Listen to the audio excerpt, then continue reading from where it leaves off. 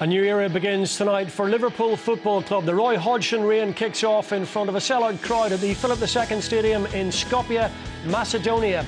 Rabotnicki are known as the Workers' Club in Macedonia. Well, tonight they're out to overthrow one of European football's true aristocrats. It's the Europa League third round qualifier first leg, and under strength Liverpool side take on FC Rabotnicki. Kickoff is coming up in around 15 minutes' time. Well, last season, Roy Hodgson took Fulham on a Europa League odyssey that spanned 10 months, 19 matches, 8 countries, and ended ultimately in a maiden European final. Tonight, the 62-year-old begins a whole new journey as the new Liverpool manager. And with that, of course, comes a whole new set of expectations. With me in studio tonight is Brian Kerr. Brian, if you were to choose a game, I'm sure Roy Hodgson wouldn't have chosen this game for a multitude of reasons. A difficult place to go, a long trip, missing a lot of established stars, and we don't really know too much about tonight's opponents. Well, I'm sure Liverpool know a fair bit about them. They have the advantage of Sammy Lee's experience with Bolton a couple of seasons ago when they defeated Rabotnicki narrowly 2-1 on aggregate. I'm sure it will be a difficult tie. Liverpool are without so many players that were involved in the World Cup. The likes of Carragher, who was a key man defensively, Steven Gerrard, Torres, Mascherano, Babel, Kite, all these players. So it's a very inexperienced team in that they've had to inject some of the reserve team players from last season into the team. They've still got a bit of experience around the place. The likes of Agar, Aquilani, Jovanovic, most interesting one of the new players coming in, a Serbian. But a difficult task for them. But even if Liverpool were to lose these two games, it wouldn't have the same consequences as a Champions League defeat at the same stage. They're still suffering the disappointment of having not qualified for the Champions League, but there's not the same riches involved in the Europa Cup. Nonetheless, they will want to get through. Roy Hodgson knows how to do it. He started as early as this with Fulham last year, and they were there right to the depth of the competition, so he knows how to manipulate a squad in this type of situation. Yeah, we'll talk a little bit more later on about the guys that are missing, and in particular why they're missing at this stage of the season with such a crucial game. I'm interested to get your thoughts. You mentioned Jovanovic. I mean, he's a player that seems to be exciting a lot of Liverpool supporters at this early stage. Well, they mightn't have seen a lot of him, but I saw a bit of him up close, and he's been a very effective player. He's not a young lad, he's 29 now, and he's been around a bit. He's had the last 4 years at Standard Liège, where he scored almost a goal every 2 games. He's over 50 goals and 117 appearances. He's been very impressive for Serbia in qualification for the World Cup. They, as a team, didn't do great at the World Cup itself in South Africa. They had a win over Germany, and he scored a winning goal. It was a handy enough one in close for rebound, if I remember correctly. But he's left-footed, plays on the left side, but comes inside and can score goals off his right foot. He's very dangerous from free kicks also, and he's decent in the air. He's not a frail winger who gets bashed out of it or can get knocked off his stride. He's well capable of competing. I think he'd be a good signing for Liverpool. The fact that he's adaptable, can play on either side and can play through the middle, I think is a big advantage. It'd be interesting to see how he goes tonight. I think he'd be an important player for them tonight in this game. Liverpool are missing a lot of the attacking players, not missing so many defenders. It's mostly in the attacking area of the pitch, and I think they'll need him among the other young players they have. You mentioned that bit of experience that Liverpool can call on tonight, the likes of Aquilani, Agar and Skrtel and so on. I mean, do you think that's ultimately going to be enough to carry them through? I think over the 2 legs Liverpool will get through. I think tonight they just need not to come out of it with a very bad result, akin to maybe Celtic last night. I think if they can come out with a situation where they're a goal behind, I think they'll be capable of turning around with another week and more players back training and so on. But there's also a situation here where some of these players are playing for the future with Liverpool. Yeah. I'd say that there's an awful lot of business to be done at Liverpool Football Club before in the remaining 32 days of the transfer window, and some of these players are very much on a sticky wicket, I might say. And I think the challenge Roy Hodgson has put to the likes of Aquilani, who they paid £70 million for to Roma, is, come on, let me see what you can do if you're going to be part of my setup. Kyriakis, I think, is another one the centre back. Don't think he'd be a favourite. And Gog has been rather poor in the opportunities he's got as well. So I think if some of these are to be part of Roy's revolution, I would imagine they need to get off to a good start in these games. OK, well, Brian Kerr sounding a little bit circumspect about Liverpool's chances tonight. He thinks, of course, they'll be OK over the two legs. Brian, 4-1 on for Liverpool seems a little bit tight, and you can get 15-2 with SetantaBet.com about Rabotnicki. That's a bit generous, really, isn't it? Given the side that Liverpool have. I wouldn't risk a lot of my money at 4-1 on Liverpool in this one. It'll be difficult. Very, very hot conditions tonight. A team that hasn't had a lot of time together. I think Liverpool would settle for a draw tonight. OK, well, don't forget, we also have the in-running betting on SetantaBet.com, so you can bet anytime after kickoff, so do log on and check it out. OK, we're coming back with Liverpool away to Rabotnicki in Macedonia. When we come back, stay with us.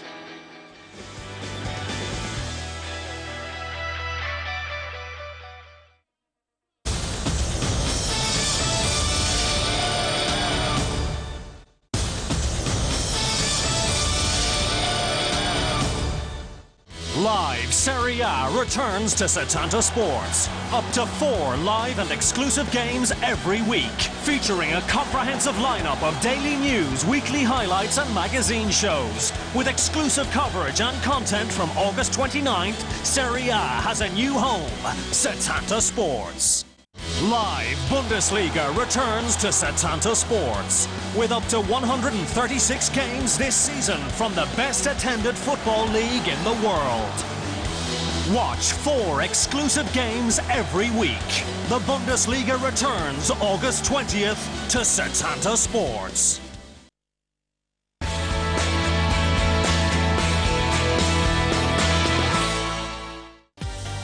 During the 2005-2006 season, Rudi Skacel became the only player in SPL history to equal Mark Viduka's record of 7 goals in 7 games.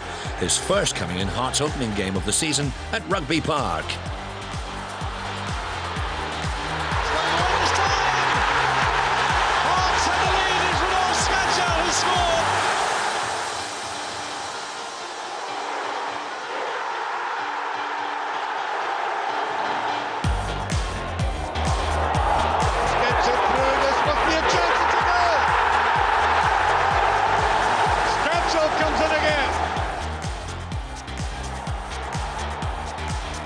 And Rudi Skacel makes it 5 goals in 5 games for Hearts. Must be a goal! And it's Rudi Skacel again! Hard to forward, would you believe, Skacel again. 7 games, 7 goals for this man.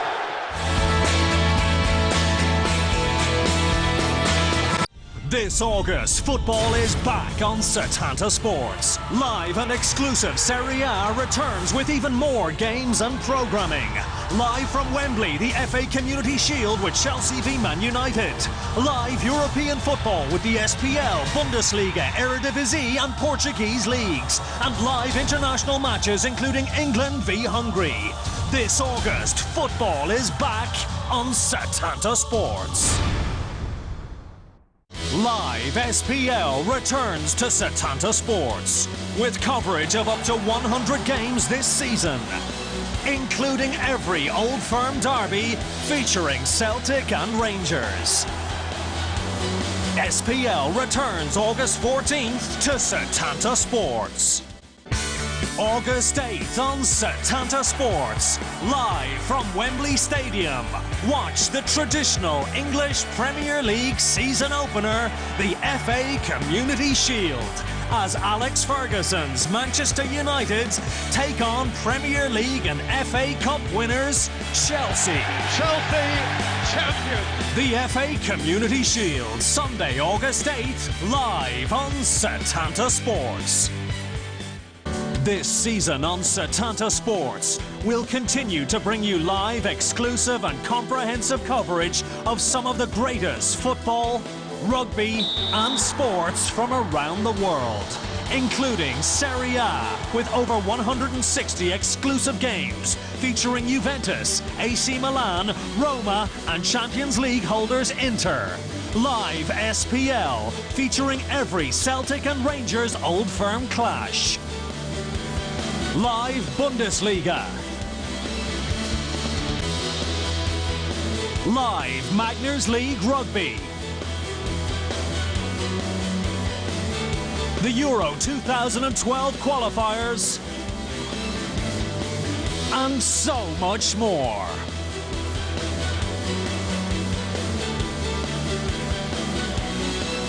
This season on Setanta Sports.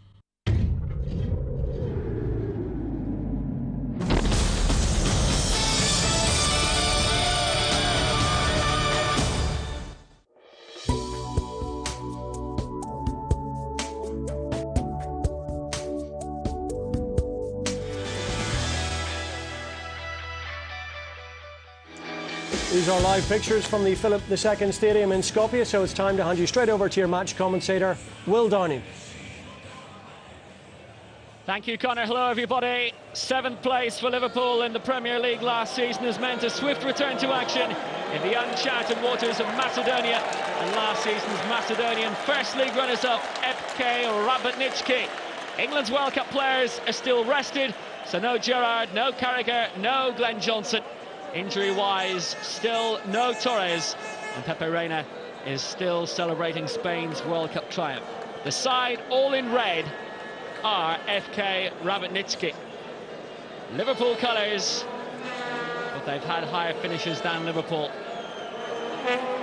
in the past few seasons, and they have won the Cup as well in the past 12 months in Macedonia.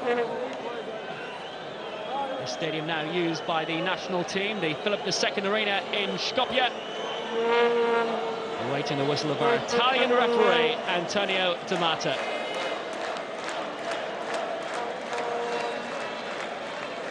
An atmospheric night in the Macedonian capital. It has been a baking day. It's been a baking week right across Europe. Full house and some whistles for the delay by the Italian official. It's been quite a journey through Europe for Liverpool to get here. A series of friendlies in Austria, Switzerland and Germany. They've stayed on the continent and come down here. Roy Hodgson was there right at the end of the Europa League season last campaign with brave Fulham. And here he is barely 9 weeks later in charge of a different club. As England's interest in this season's campaign begins, such is football. This is the right back, Goranče Dimovski. Rabotnicki naming 3 Brazilians in their side, Fernando Lopez, Carlos and Fabio Silva, all of whom have moved around lesser leagues before settling in Skopje. The 4th Brazilian, Vonder, is now a Macedonian international, while Roberto Carlos, though not that Roberto Carlos, is on the bench. Vonder apart, none of the local players in the squad are current full Macedonian internationals. It's a good break down this left-hand wing. The whistle's gone though against David Amu, the former sprinter. He's just signed a new 2-year deal with Liverpool.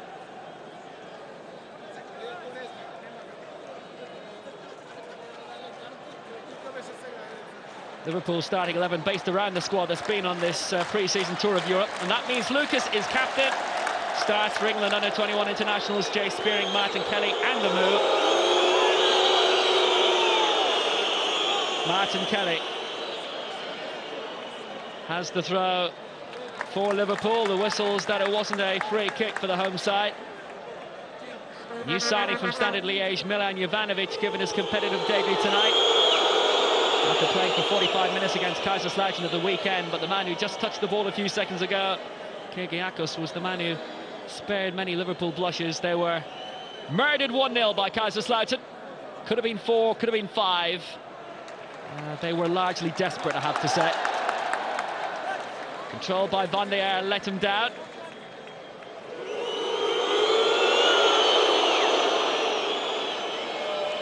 Kyriakos is Greek. And the Greeks have long complained about the use of Macedonia for the name of this country, hence the booing. They have their own Macedonia in Greece.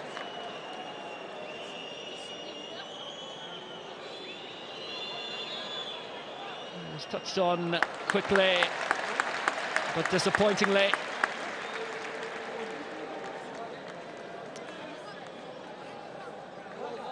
Dan Agger with the chance to redeem himself.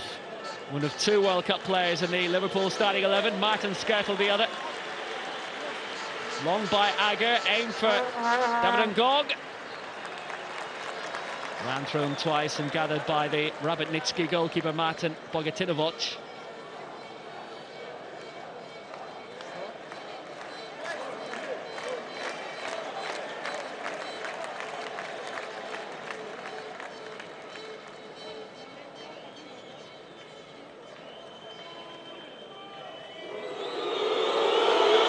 No need to tell you who that is.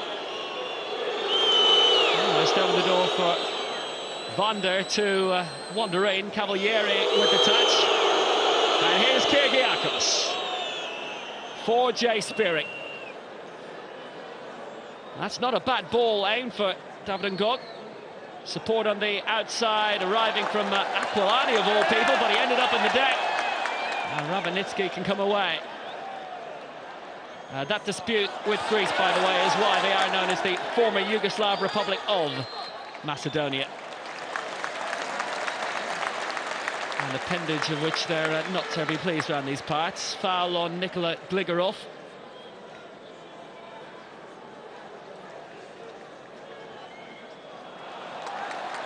And kept it, Todorovsky. Pounding ball, which Cavalieri is happy to allow a run across. Started the two recent friendlies in the past week against Grasshoppers and Kaiserslautern.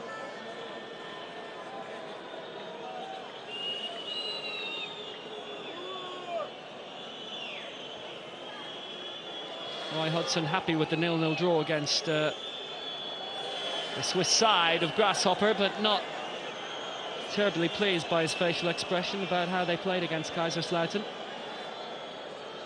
Trying to blend the youth and experience, which literally is in this current Liverpool squad, a mystery the likes of Morse Taggart or Inspector Wexford would find difficult. Looked like a free kick, back by Kyrgiakos again. No whistle this time. That's Fabio Silva, one of the four starting Brazilian-born players. Has played for some decent sides in Brazil, Nacional and Sport Recife, his hometown club.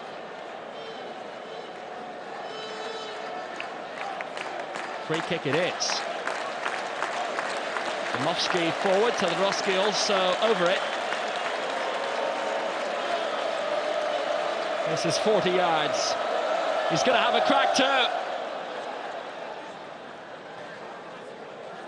Gratefully came off Jay Spearing.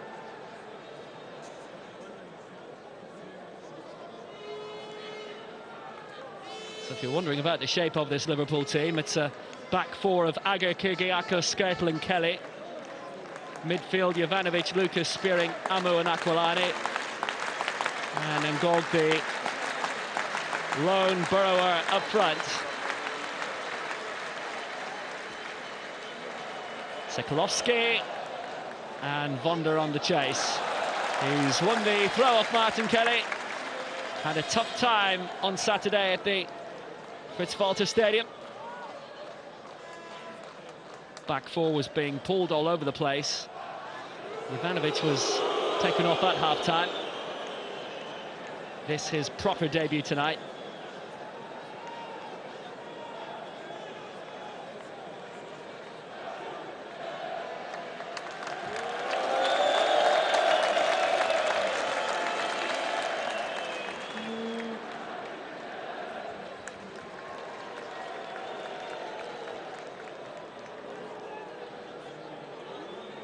Jay Spearing, who was one of three Liverpool players to wear the captain's armband on Saturday.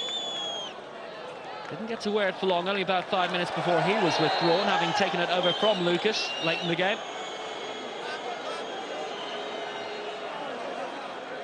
Foul was on Vonder, the Brazilian-born Macedonian international. Kelly being spoken to.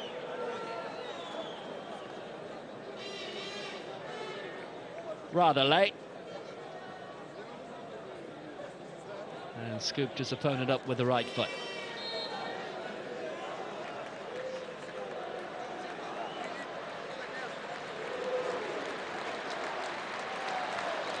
Sokolowski, and here goes Vonda. Taking on Kelly. Beat him twice, couldn't beat him a third time. Had an opening to cross and chose not to take it.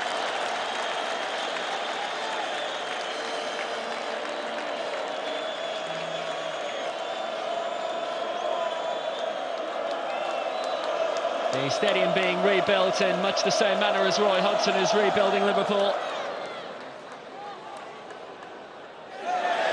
Put away by Ngog, and there might be an opening now.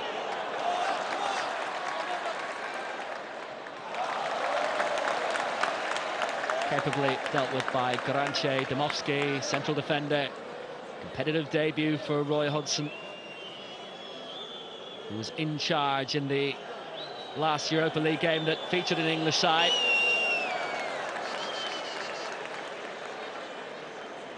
And this is Zoran Stratev, the 50-year-old coach of Rabotnicki.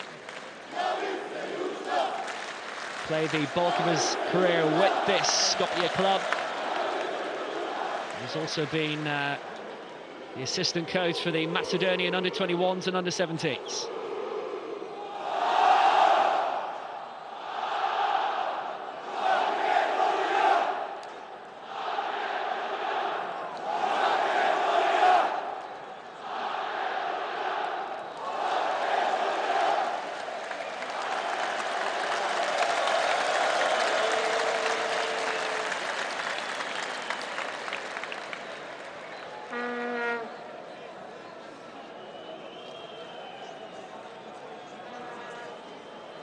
On by Jay Spearing, but too far that time for David Amu down this right-hand side. Wasn't a bad sprinter in his schoolboy days, was a talented young athlete. Not quite in the Mark Lewis Francis category though, and now has his European experience in the infield. Gligorov. It's a good layoff, but couldn't keep his feet. Could Fabio Silva?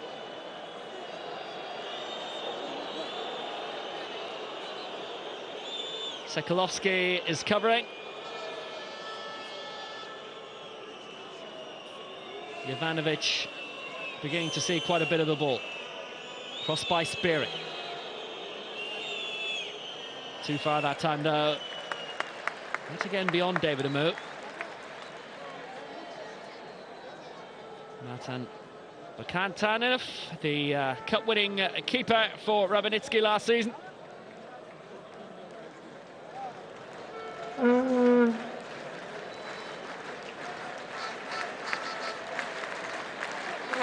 International recognition awaiting on a regular scale for him, on by Sokolowski.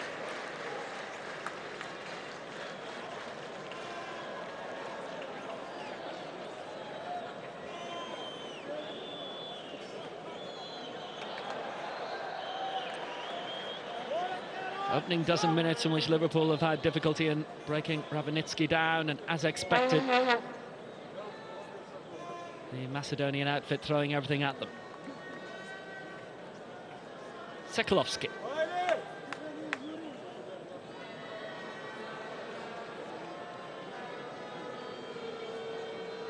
Best season in Europe was 4 years ago now, where they played 4 rounds of European football. Knocked out in the third qualifying round of the Champions League by Lille, beaten by Basel in the first round proper of the UEFA Cup, and like Shelburne all those years ago, had they won either of those ties, they'd have been playing European group stage football. Aquilani, good layoff for the keeper. Bogatinov came.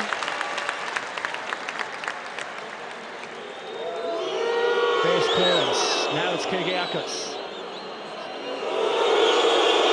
Back to him by Kelly. No need to mention his name, really, is there? Good layoff. Lucas, the Liverpool captain, on the chase.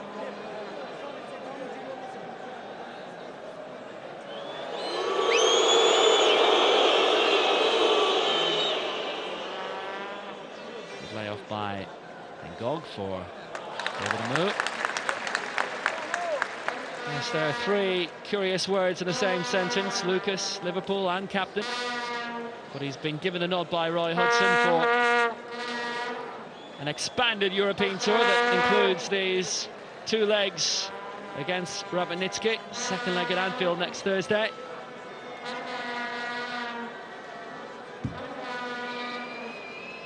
Martin Kelly once more with this threat.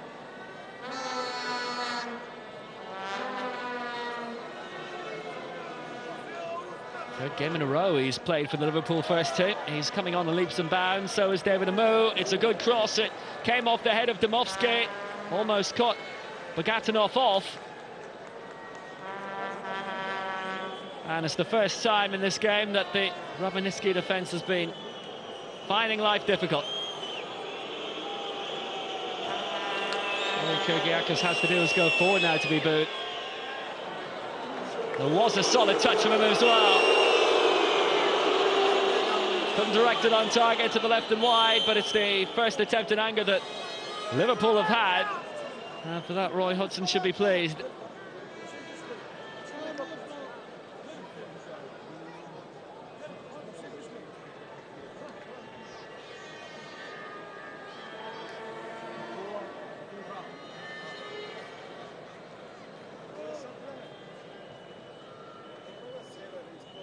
Lusitanos of Moldova and Mika of Lithuania, the two sides who Rabotnicki have dispatched to reach this third qualifying round, the winners of which go into the playoff round. Winners of that are in the group stages. But Liverpool pretty much the biggest opposition that the Macedonian outfit have ever faced in Europe. It's touched on by Jovanovic. Good control. Lucas.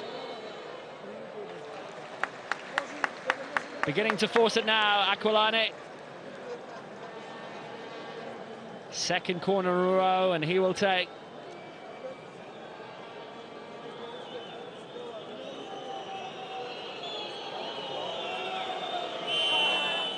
Plenty of movement inside. Lucas swooped, but couldn't conquer.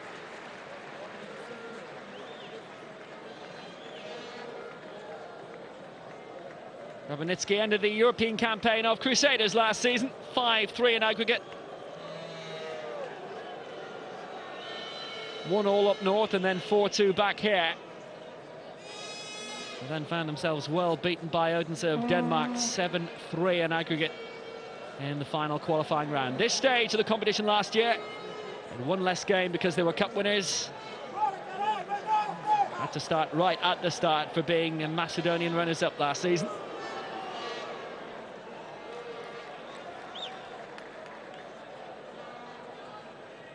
Gligorov. Fernando Lopez back. And controlled by Domovsky. And Rabotnicki can start all over again. Janevski. Superb ball, but met by the head yet again of Kyrgiakos, which he did so often on Saturday against Kaiserslautern.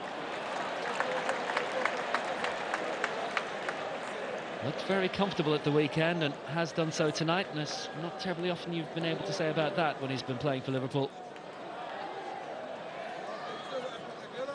On by Lucas.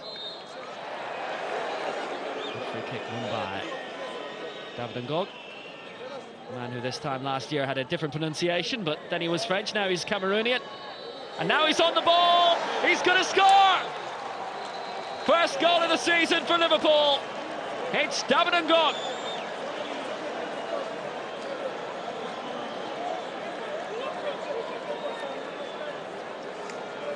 It doesn't matter how you say his name. Found a way past the Rabotnicki defence very easily. Started the move and finished it. Liverpool have their away goal after 16 minutes. And it's scored by David Ngog.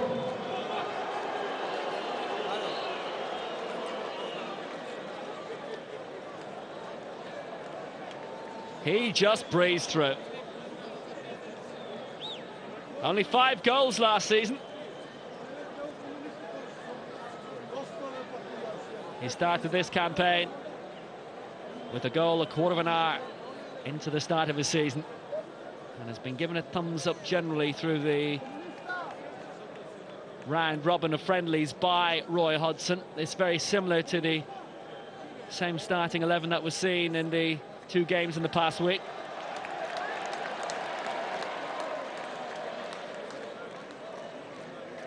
Fabio Silva with his yellow shoes, and this is Zé Carlos.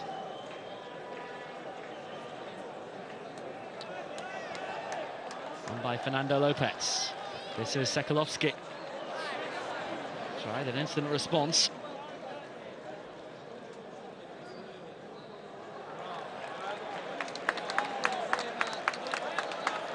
Gligerov, the captain. Good layoff. This is Vonda. Deep cross. Cavalieri came and happy to let it roll on for Aga to whip away.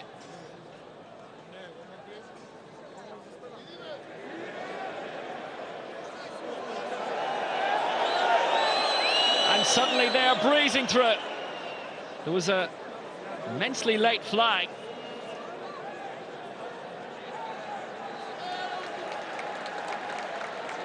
In truth, there didn't seem to be much wrong at all. And the holes are beginning to emerge massively in the Macedonian defence. Bolton Wanderers knocked them out, no 7-0-8 when Sami Lee was there. 2-1 in aggregate only.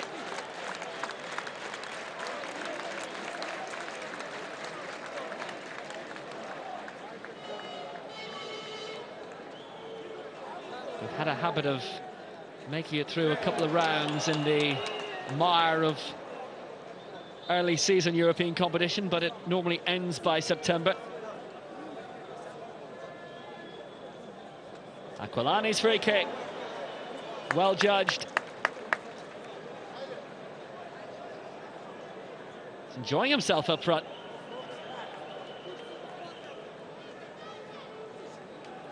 Three starts in a row.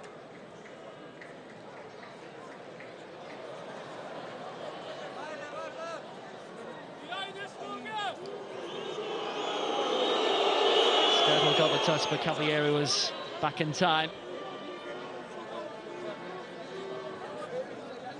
And Liverpool have the goal to make things a little easier now.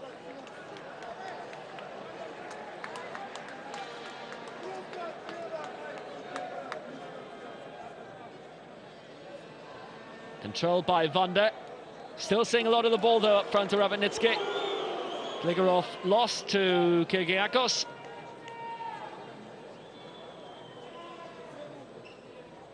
Aga driving forward. Jovanovic. Aga continued the run. 3 to aim for in the middle, and Ngog was the nearest.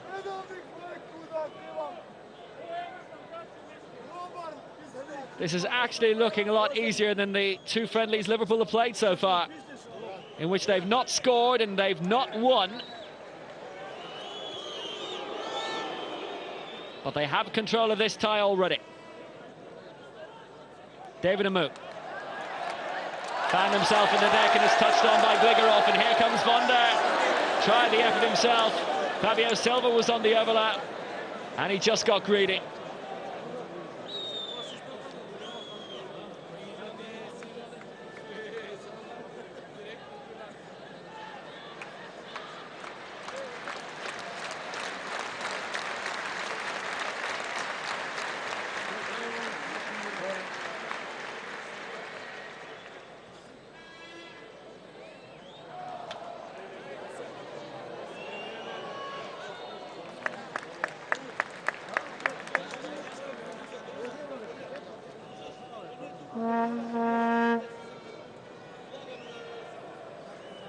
If you thought this Liverpool starting 11 was inexperienced, you haven't seen the bench yet.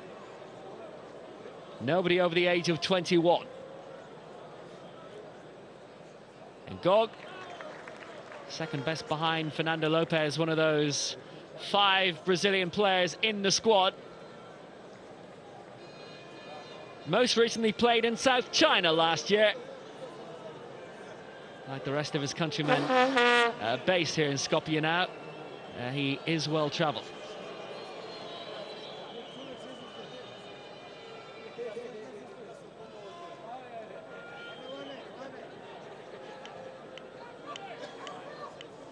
Jovanovic. Support from Aquilani. Test for Jay Spearing of his composure.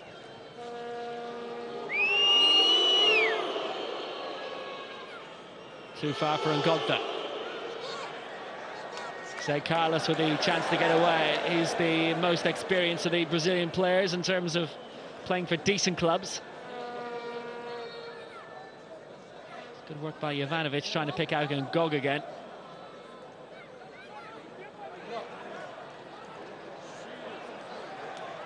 Vonda.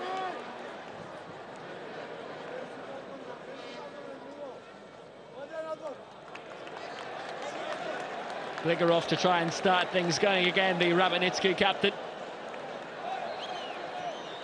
And they have the help of a free kick. Foul on Fabio Silva.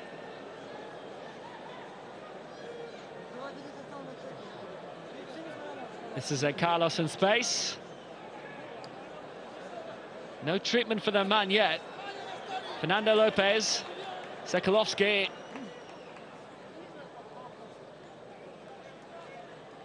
Up and fit and well again. As are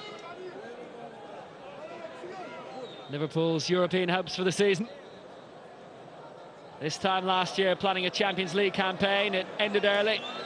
Did have the consolation of going far in the Europa League. The latter is their only prospect this season.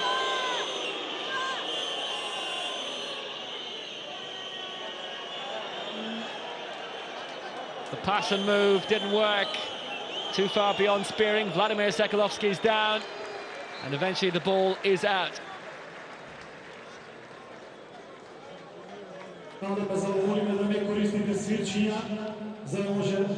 No current regular Macedonian internationals in the squad.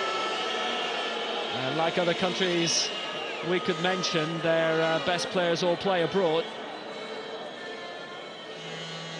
Don't know about you, but wasn't that a horrible jar that the physio just gave Sekalovski's injured leg? Not sure I would want him treating me.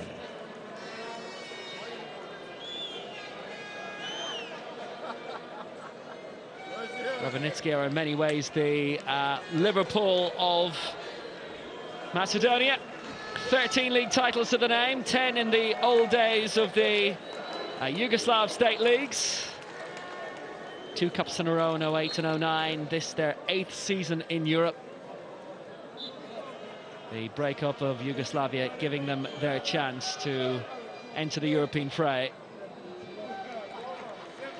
Fresh faces that you may not find too familiar, but John Joe Shelby you'll have surely heard about, the £2 million signing from Charlton. Daniel Ayala, the young Spaniard, and Paul Ince's son Thomas among those on the bench tonight for Liverpool.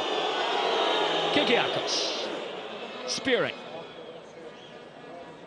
Good layoff for the goal scorer David Ngog, and on by Aquilani, who's growing an influence in the game.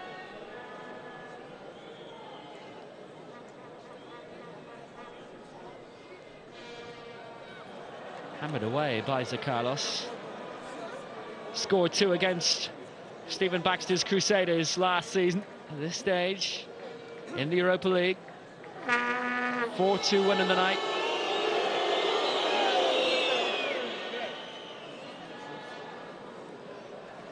Control that time, oh God, let him down.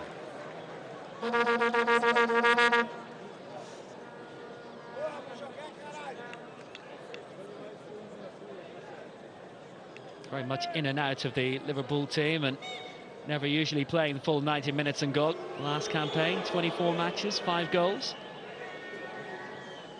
Might see a lot of Jay Spearing in the years to come. 21 years old, helped Leicester on the way to the playoffs last season. Saw very little of Cavalieri last season. Just the 4 games, and generally there were nights of disaster, including that cup shock at the hands of Reading in the 3rd round replay.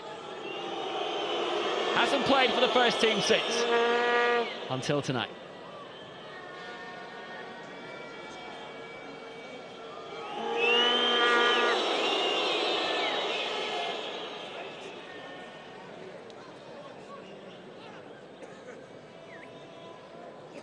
Ivanovic seeing quite a bit of the ball down the left wing. Just signed on the free from Standard Liège. David Amu couldn't keep his feet or the ball. On by Gligorov, but too ambitious. Kyriakos cutting out.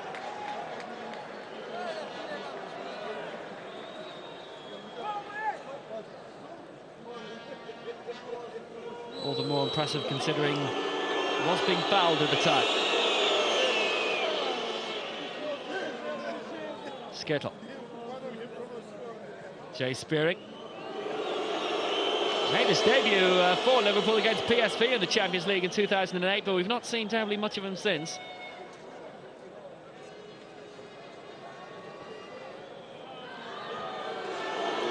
Not an unusual policy for the English clubs in Europe to spread their matchday squad with kids who will get their moment in the sun. Spearing couldn't get his because of the foul on Gligorov.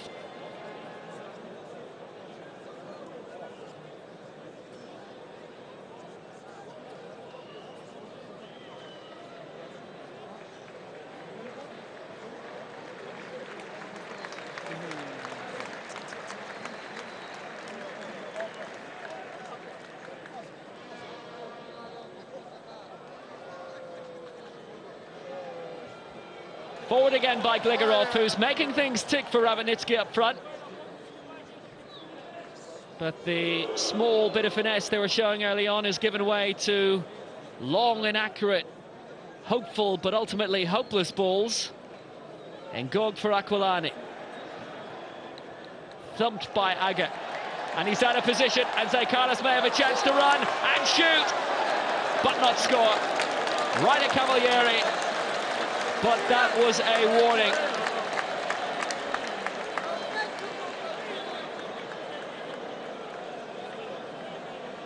Sort of ability that Sun Crusaders last season. Cavalieri happy that the bounce hopped it up into his grasp.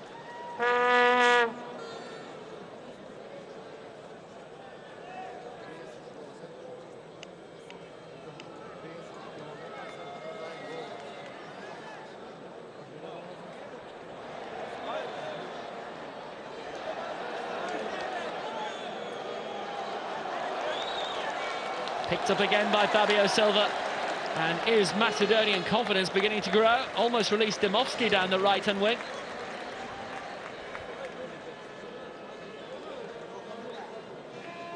A hot and humid night in the Macedonian capital.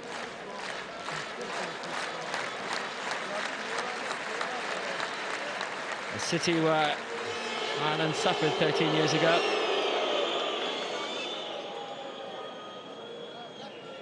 Infamously losing by the odd goal in 5. Wore their orange shirts that day, which didn't get much of a airing out of the cupboard after that. It's their equivalent of Manchester United's grey. Here's Kelly.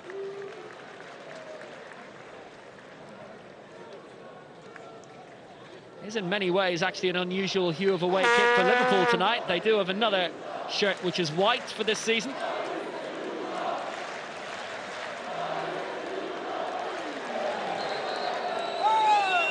Late challenge by Lucas. Heavy on Fabio Silva.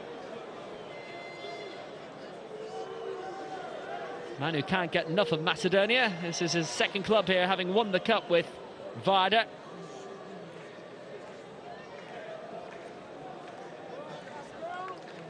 Lucas had his eye on the ball and his leg right across Fabio Silva. Clumsy by Lucas. Where have we heard that before? Won by Fernando Lopez, and he too is on the deck now.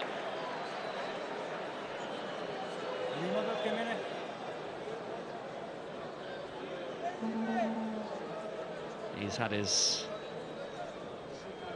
2.5 rolls and can get back to full life again now. It's when they go down and stay down, when you know they're really injured. Spearing tried to cut out but failed. And Gligorov involved again, and Sekalovski may make his way all the way back towards the Captain off. It's Lopez. And it's Vonda. Not a bad idea, almost threaded it through to Fabio Silva.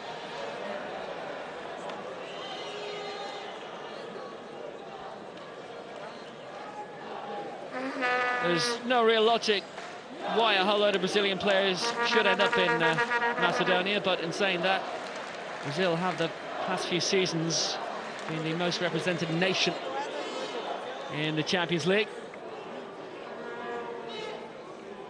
Just a slightly higher standard of Brazilian than it's out on the pitch tonight. Wonder is beginning to show his class a little. Here's Gligorov. And Zekalovski again down the right. Support from 5. Centred for Gligorov. Couldn't find Carlos. Liverpool on the way with Kyrgiakos. Streaming forward. And God was in an offside position. Played beyond him. Played beyond Aquilani. All ended disappointingly. Sort of thing they were prone to do at the weekend against Kaiserslautern, which had Roy Hodgson with such a scowl on his face.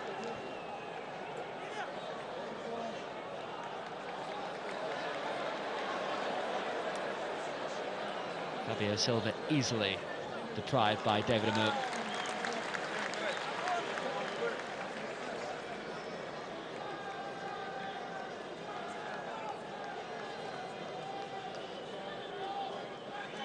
It may be, from Liverpool's point of view, a footballing outpost. It may be far too early for them to be involved in European competition. But there are some stellar names playing in the final qualifying round of the Europa League tonight. Galatasaray, Sporting Lisbon, Hibernian. Maccabi Haifa, who we've seen quite a bit of in the Champions League the past few seasons. Zekalovski and Gligorov.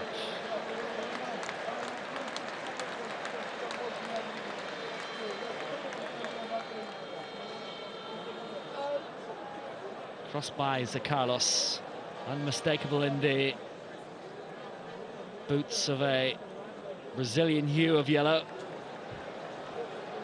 Fernando Lopez moved it long towards Carlos, who'd stayed up. It's beyond him. Absolutely perfect for Goran Stimovski. Seen a lot of him down the right wing. Scuffed effort in the end was very much worth a try from 35 yards out. Captain Gligorov was in the right place, and he had a split second or two to control. Good vision by Domovsky to pick it out.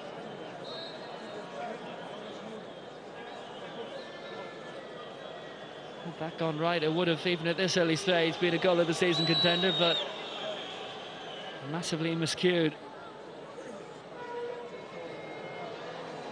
Held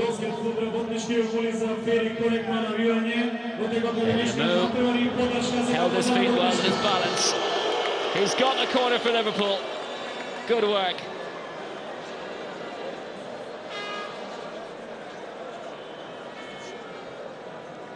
He's had his moments in the pre-season friendlies. Only 19. And the only teenage starter for Liverpool tonight, but most of those on the bench are around his age. In by Jovanovic.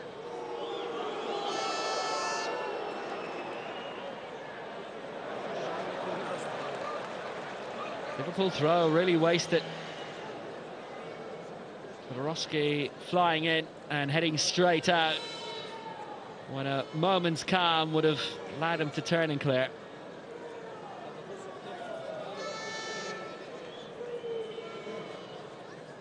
Martin Kelly. Not a bad whipped-in cross. It was a good stop by Todorowski that time.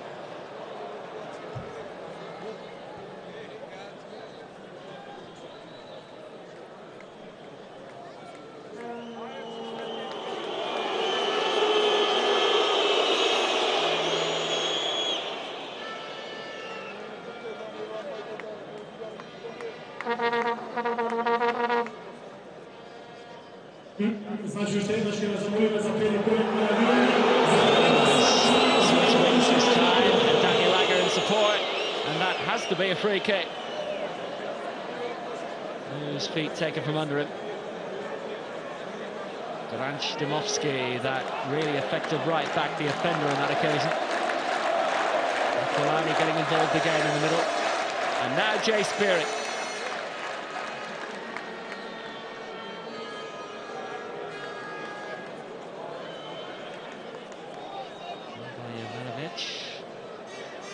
David Amu's done very well. He's done brilliantly, and it's a good ball in towards the middle, on which Milan Jovanovic couldn't pounce. Made his way across from that left wing. Russell's gone against him that time. Borussia Mönchengladbach, Liverpool's next opposition in a friendly on Saturday. Return leg at Anfield next Thursday, and then the serious stuff starts. Arsenal, Manchester City, West Brom. Premier League campaign in which they seek to improve on their worst finish in almost 20 years. There's Kiriakos with the header back. He looked as if he was being dragged back by Fabio Silva. Back header put Cavalieri in a bit of bother.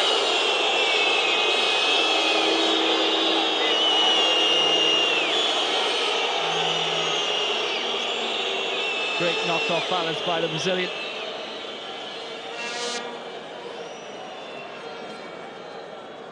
But who was one of the few senior figures in this pre-season Liverpool squad, has blossomed somewhat, and whose role at the weekend was vital to avoid Liverpool getting a drubbing. Kaiserslautern were by far the better team at the Fritz Walter. Controlled by Vladimir Tanevski. And Fernando Lopez. Competitively, Liverpool have lost their last 2, 4 wins out of the last 10. In all competitions, they lost 19 last season, which is very much an un-Liverpool-like statistic. But including their pre-season, now 4 without victory.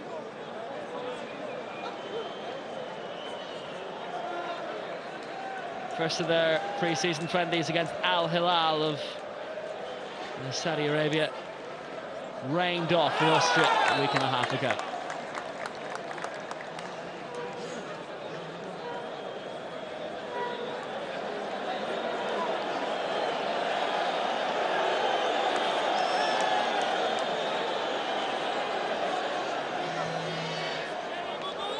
Hooked in by Sokolovsky. And astray, inaccurate. Rather desperate header ultimately.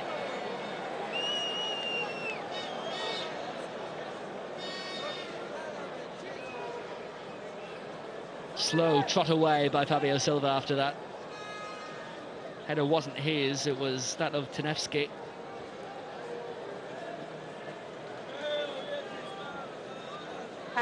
Not straightforward for Liverpool so far, but the vital away goal, as is invariably the case in Europe, is theirs. David Ngog, 16 minutes.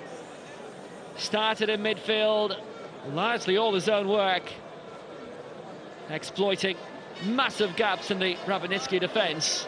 The only surprise is that Liverpool haven't been able to do it since.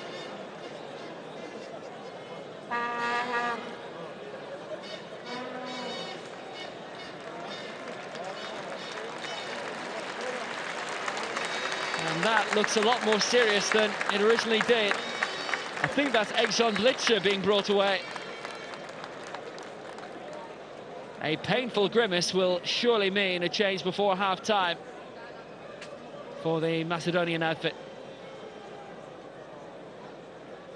Have the honour of gracing Anfield in 7 nights' time.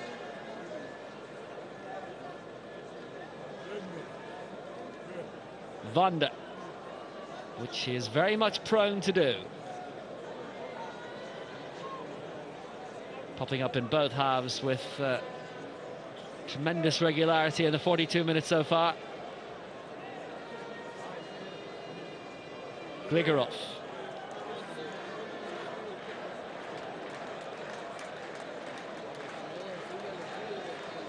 And there will be a change. Eder Adem will be the man to come in before half-time. Wanda. Controlled by Gligerov.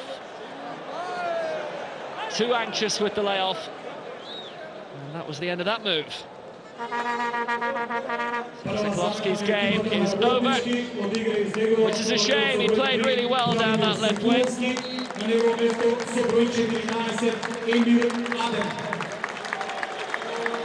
Edam looking to bring something new to the Rabotnicki 11. Forward by Martin Kelly. And Gog's control, the support from Kelly again, and this time it will be a free kick. Very swiftly taken, spearing. Good ball towards the far wing, looking for David Amu. Gligerov in the right place, chance to break with Sir Carlos. Dymowski.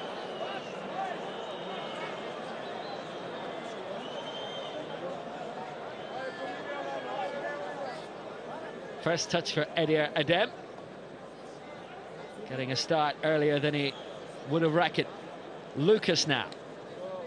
On by Ngog. Kept in by Milan Jovanovic. Move broken down by Fernando Lopez, but at the expense of a corner kick. First chance he's had to run at the Rabotnicki defence tonight, Jovanovic. Joins Liverpool, having won the Belgian League twice in the last 3 seasons with Standard Liège. Man who got the winning goal against Germany for Serbia in the World Cup.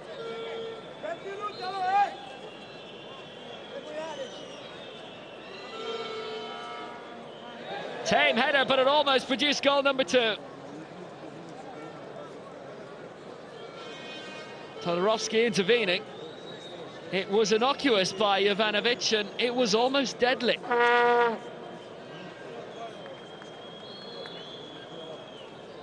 More direct this time. Worse result. Daniel Agger. Goals he tends to get for Liverpool. Stray into the spectacular, but none of that this time. Kegiakos has a problem.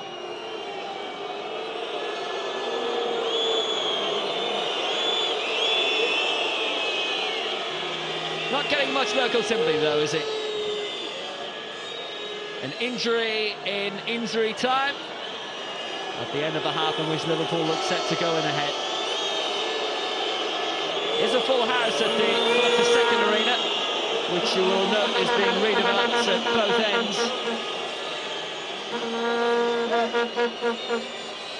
But he has taken most of the catcalls and criticism tonight firmly on the chin.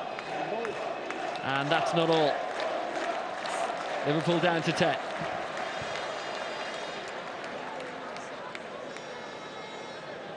Emir Aden. Todorovsky and Tunevsky. Sir Carlos might have a chance to exploit Liverpool's lack of a man. A bit of viciousness in that. Cavalieri saw it all the way, but that came from nowhere.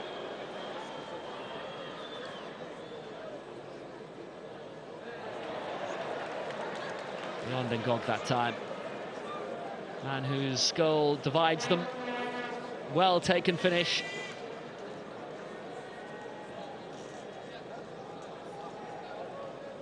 Sami Lee has had his say.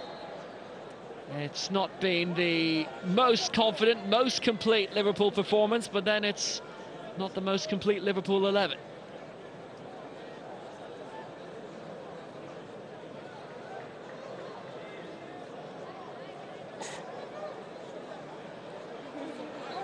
Realistically, only 3 starters, regular starters in the Liverpool 11 this evening.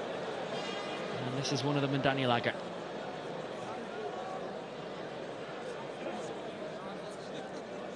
Controlled by the Liverpool captain Lucas, whose touch is the last of the first half in which Liverpool go in, leading by a goal to nothing. David Ngog taking up the story in midfield after 16 minutes. And by the time he was finished with it, Liverpool were 1 up. Roy Hodgson is a big point to make to Martin Kelly. He was livid at half-time at the weekend against Kaiserslautern, and so he is here. Will the message be absorbed? Half-time, Rabotnicki 0, Liverpool 1. Well, it's a little loose at times, isn't it, really? David and Go profiting, though, from some pretty dreadful defending from the home side. Liverpool lead at half-time. Slender lead it is. Analysis with Brian coming up next.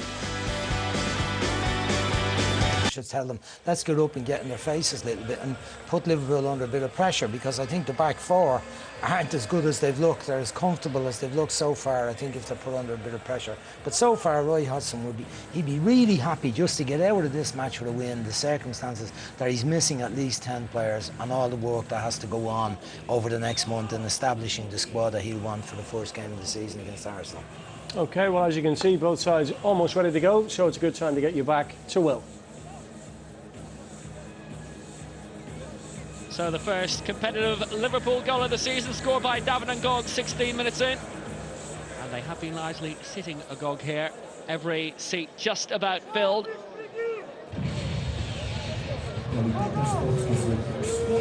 There'll be a welcome for Kyrgiakis again, I'm sure, in the second half. Liverpool laboured at times during that first half, but for a lot of it were quite easily in control. Not so much because of their quality, but because of the lack of, at times, in the opposition.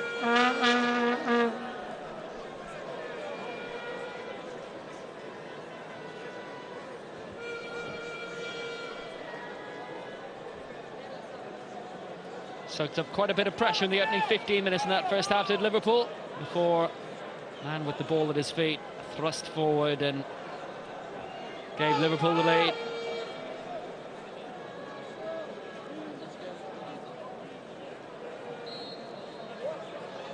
Second half on for Liverpool, aiming to be on the offensive immediately and to make things comfortable heading into next week's second leg at Anfield. Daniel Agger. Frustrating World Cup from a Danish point of view, which ended early. And a poor mix-up for an own goal in the opening game against the Dutch.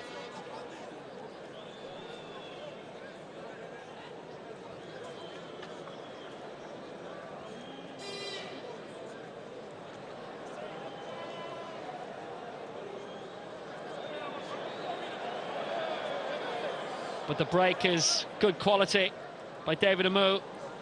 Spread for Jovanovic. Agger.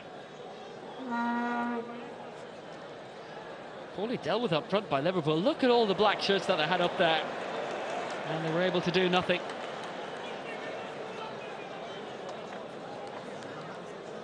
Agger's throws, they strive to start it all again. Fellow World Cup veteran from South Africa, Martin Skrtel. Cross for Kyrgiakis, as you can tell. Skrtel long. And Ngog did tremendously well to control, but not enough to beat two. Gligerov. And Carlos was too far away, but Rabotnicki were not punished. Finished 5 points behind Renova. Stepped Keitster at the heart of affairs of the Macedonian Premier League last season.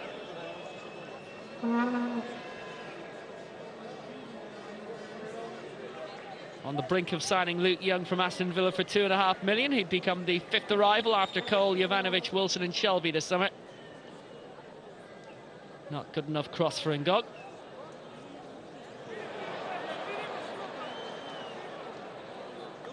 Hard work put in by David Amu all the same.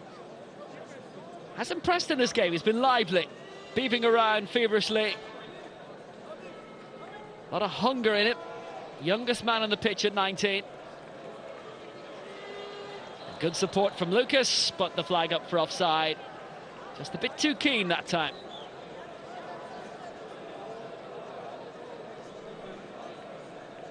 What strategy for Stratev in this second period?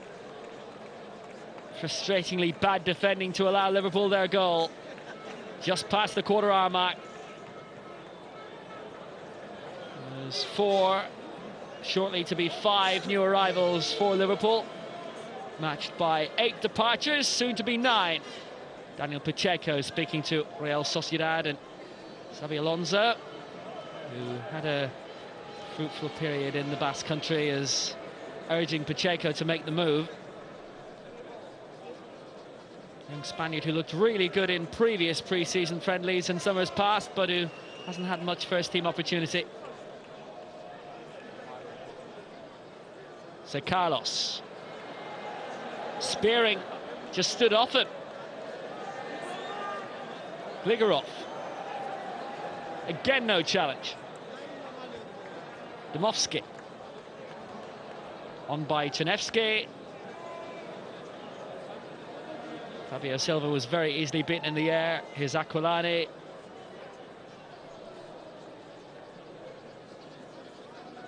A bit of calmness and firmness should see Liverpool through at this stage. Agger trying to find David Ngog.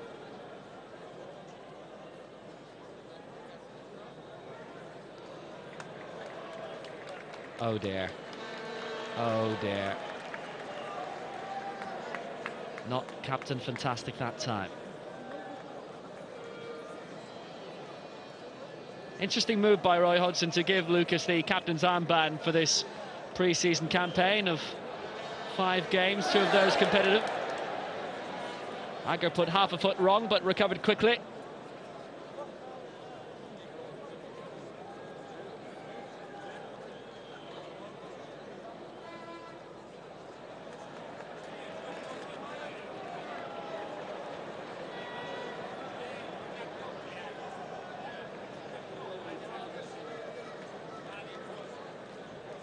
Final touch was Aquilani's.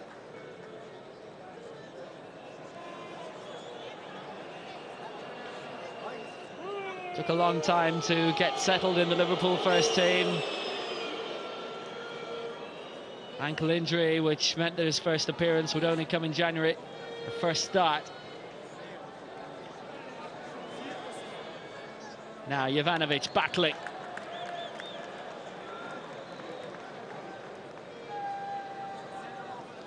Worked hard for that one in opposition to Egson Belicha. First corner of the second half is Liverpool's.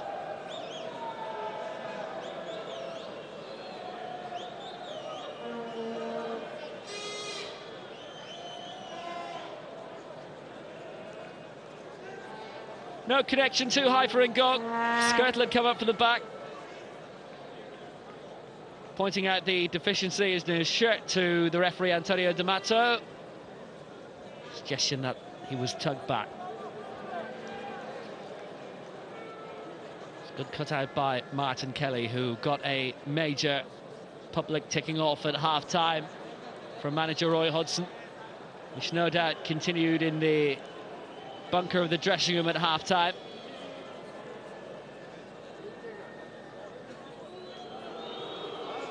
Two games in a row, Hodgson has looked apoplectic at the break. Hard to remember that ever happening at Fulham. Makes you wonder just what he has inherited, and if he's wondering the same. Here's Aquilani now.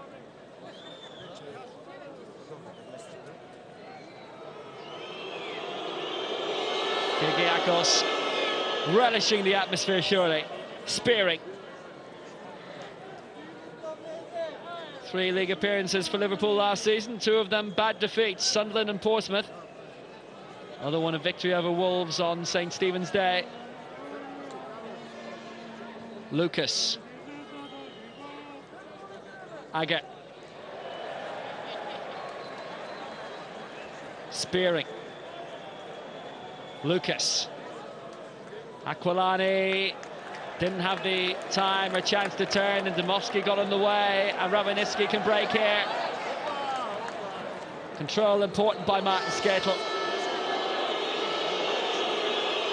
Kyrgiakos coming away, who also was a World Cup man, but who got his comeback in the Liverpool panel before Skirtle and Agger.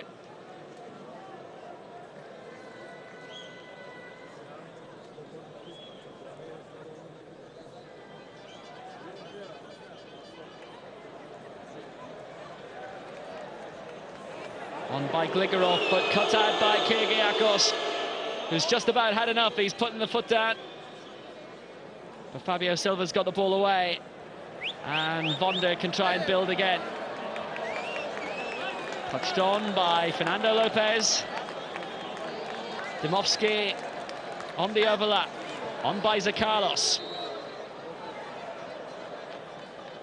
Liverpool's free kick. Chinevsky lunging into Lucas.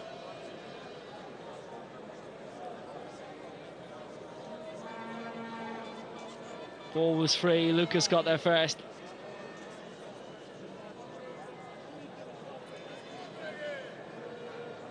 "35 times he played for Liverpool last season, despite the lack of favouritism being shown towards him by Liverpool fans. That's a superb ball! One-on-one! Horrible miss! Liverpool weren't punished. Glorious opportunity. It was Vonder. And it was the tamest strike you will ever see. First time in the game, they found a way past the Liverpool defence. Now they have to mop up the pressure. Jovanovic with a cross. It was superb. Aquilani's flick less so. One back by Ngog. And ultimately blasted over Lucas at the end of it. Bit of life in the game. How welcome is that?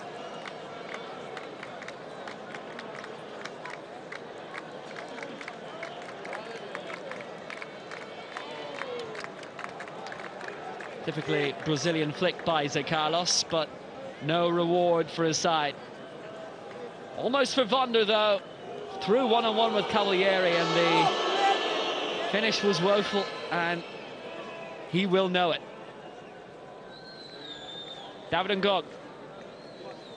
Chance for a move to make hay down the right. He's still got his old sprinting pace, and he had the cross of a sprinter too.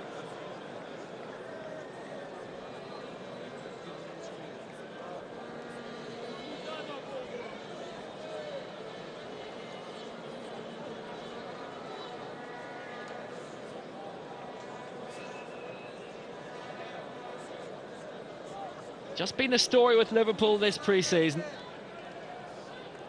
Little inklings of promise here and there, but the final ball, the final pass, the final effort left wanting.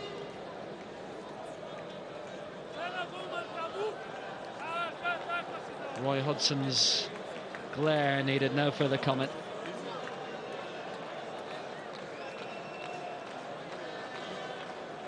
Dymowski. Borchmanevsky is the man waiting to come on. Touched by Fabio Silva, and they're beginning to come back into the game a lot more now. Here goes Vonder, trying to make up for lost ground. More powerful shot than the last one, less accuracy. But are the chests being pumped from Rabotnicki a little bit now? They're getting chances all of a sudden.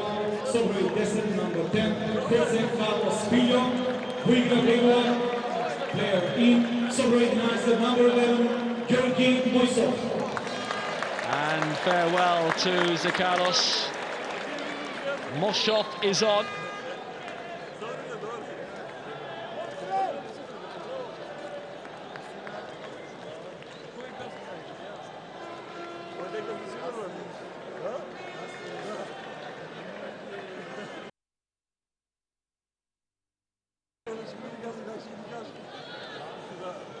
Another wake-up call for the Liverpool defence, and maybe not a moment too soon.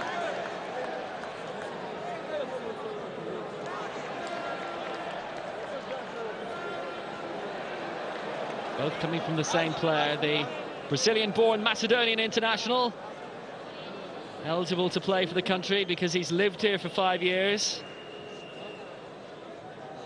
Won 3 Macedonian Cups, 2 of those with his previous club Vardar. Hence why he's now wearing that flamboyant red and yellow strip of his new adopted nation.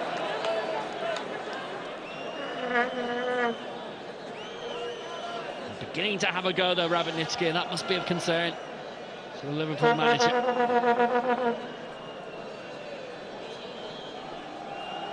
The respect is more or less gone. But it's 2-0 now, and this game is over. A double from David Ngog. Respect it is. Only got 5 goals all of last season, and now all of a sudden we're not in August and he's got 2. Great break by Martin Kelly down the right wing. Nobody picked him up. Fine finish. David Ngog, 2 for him, 2 for Liverpool, and this tie is now surely wrapped up.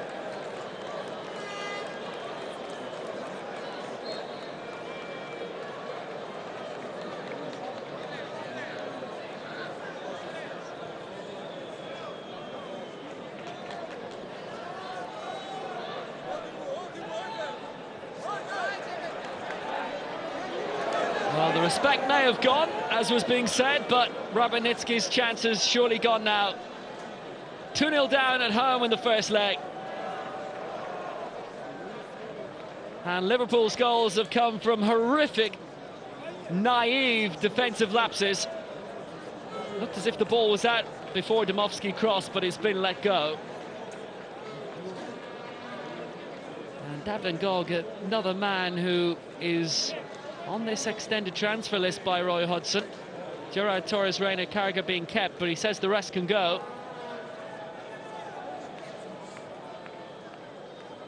Aguirre,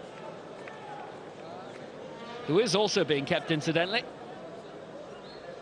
But Ngog hoping to make that a staying list of 6 with some decent pre-season contributions. Didn't look too bad against Kaiserslautern, but looks better tonight against lesser opposition.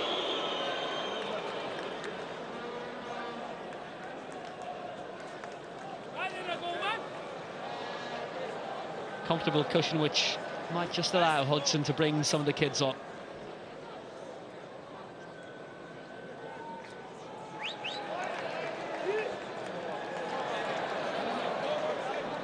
Kelly will let it roll.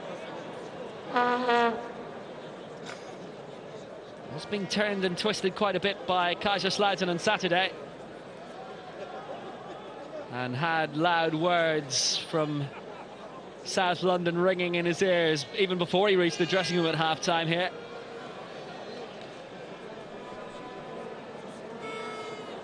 He is learning on the job, the 20-year-old. Played in the Under-20 World Cup last year for England. Missed quite a bit of last season. He played against Lyon in the Champions League, but went off with a torn meniscus. Bowed out for a few months.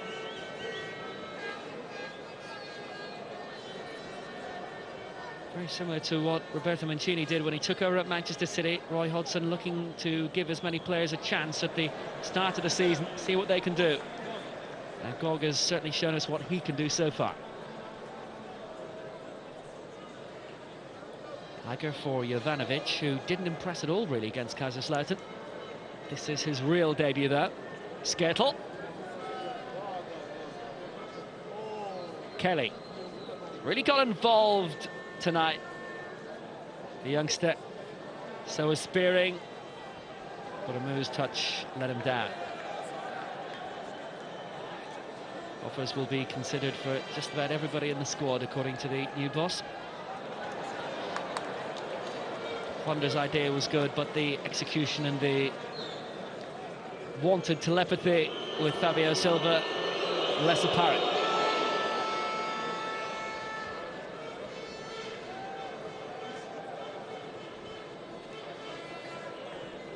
Amu taking on Eder Adem. How much are they actually missing Vladimir Sekulovsky now, the man who went off injured late in the first half? Like the other fullback, Goretzka Dymowski, was troublesome. Caused Liverpool quite a few problems on his forays forward. Don't have him anymore. And now 2-0 down at home. They don't have a lot of hope either. Back by Vonder.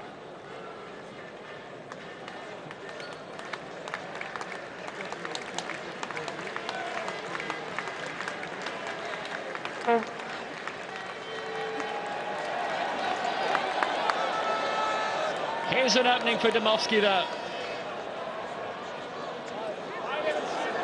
Lucas waiting. Gligorov. Cavalieri having to scamper. It's a corner for Rabotnicki. And the rabble can be roused again.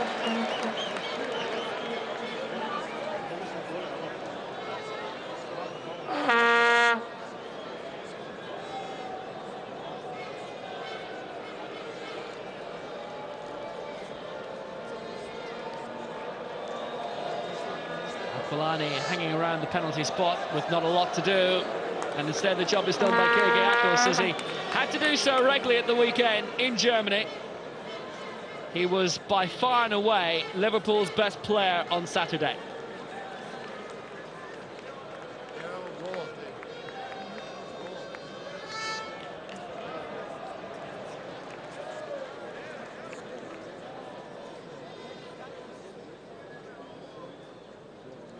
Cavalieri's first competitive game in 6 months.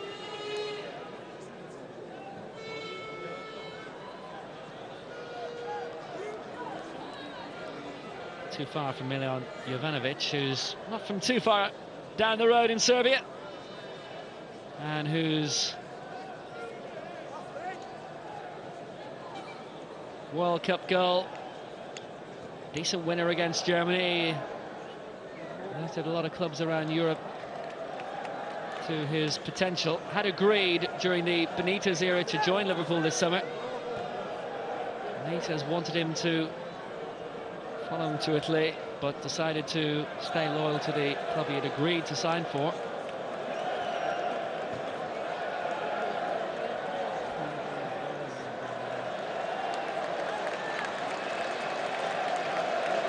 Loyalty in modern football, who'd have thunk it?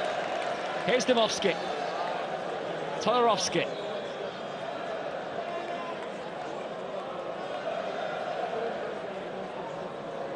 And Musov got a touch. And this is Dymowski again.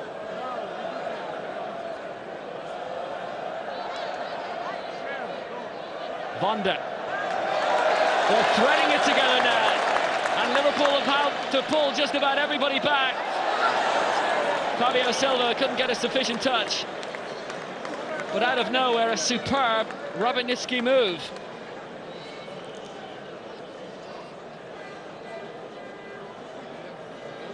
Almost like watching Liverpool.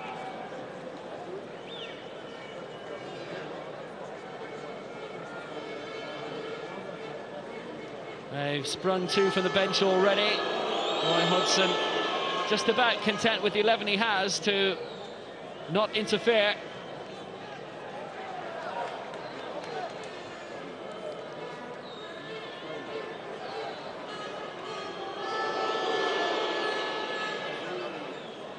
Kyrgiakos for Martin Kelly, who has impressed a lot more this evening than he did in Liverpool's last game, in which Kyrgiakos' contribution was so vital to avoid quite a number of goals going in at the wrong end. Skirtle. Lucas for Jay Spearing. Jovanovic. Ngog. Aga.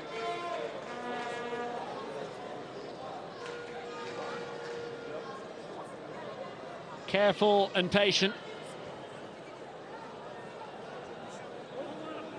Ultimately fruitless. But here comes the next phase. Aquilani. Always precarious in the early rounds of Europe, particularly for a big club like Liverpool. Not used to facing the Rabotnickis of this world.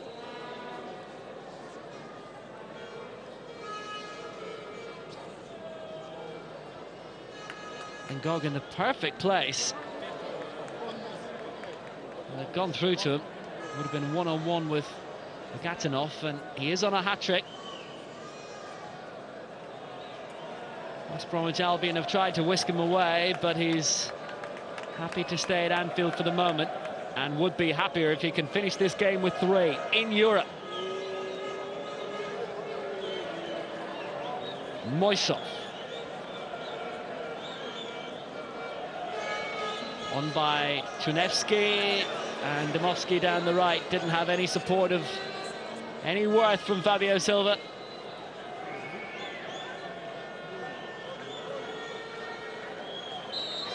Nakolani has drawn the free kick well.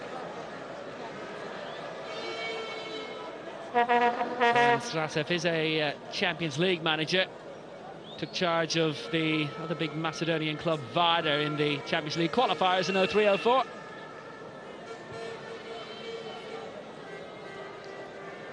No Macedonian club, as you might expect. It's a stat you probably don't need to be told because you know it without knowing it. No Macedonian clubs ever made it to the group stages of a European competition, which is ultimately Liverpool's aim and beyond this season.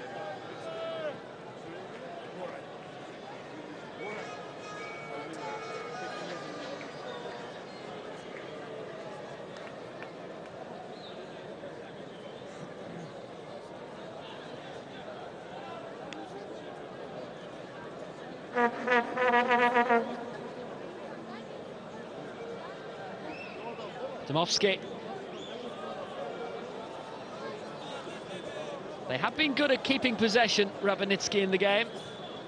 But every now and again they panic and they send an aimless long ball forward.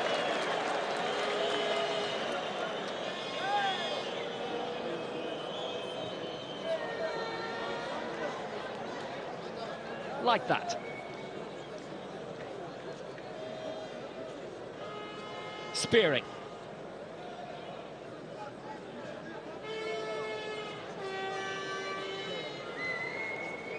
So much of this pre-season Liverpool squad has been plucked out of the successful youth and reserve teams of the past 3 seasons. No senior medals to the name, but second-class silverware.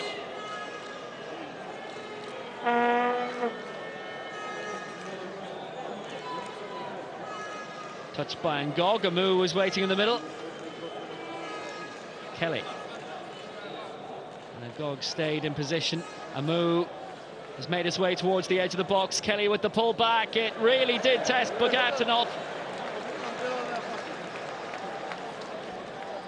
Recovery was sufficient. But the 2 Ngog goals that have Liverpool in control have been predatory stuff.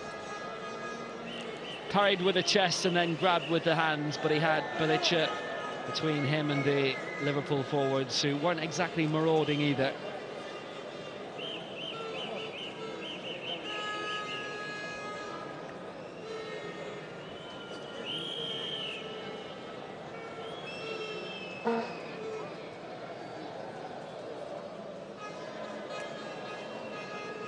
Not sure white is the most flattering for Roy Hodgson here. He's always suited and booted in his Fulham days.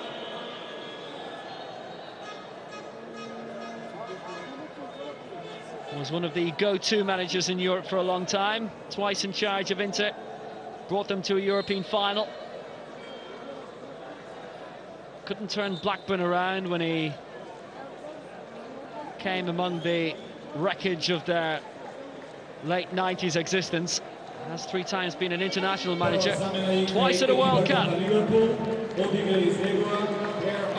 Agarov, Stephen Darby on, twice a Youth Cup winner.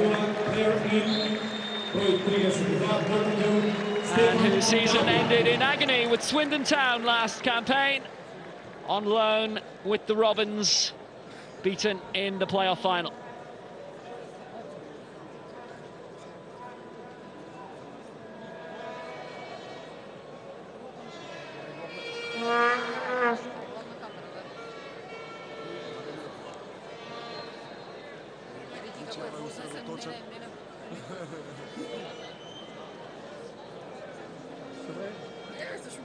Lucas wants control. Martin Kelly contributed a nice bit tonight.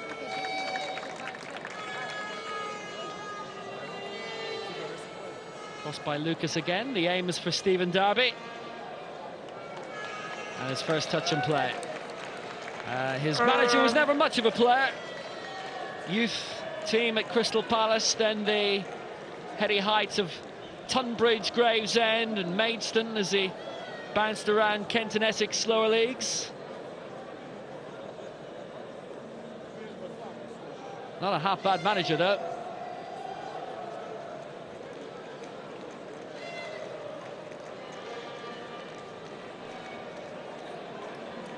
Lucas. David Ngog.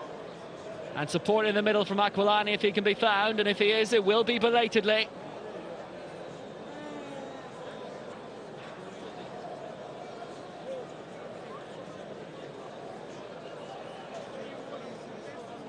And Ngog seems to have taken up a permanent role as a right winger the last 5 minutes or so.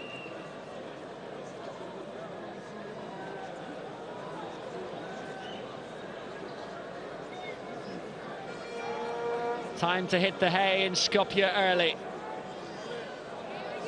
Prop up a bar or two and dream of the season ahead. Because Rabotnicki's European campaign, after mixing it with the Moldovans and loosening up the Lithuanians, Liverpool have proven a class apart. And there's still 105 minutes in the tie left overall. But their fans already know their fate.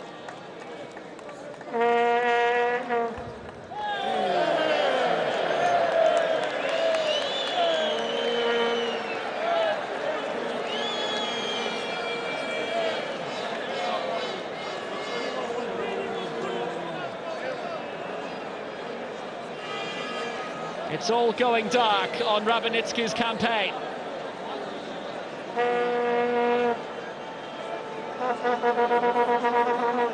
Bowing out of Europe, and now the floodlights are going down. And I don't want to be a conspiracy theorist, but if they all go, do you think someone somewhere is trying to get the game abandoned?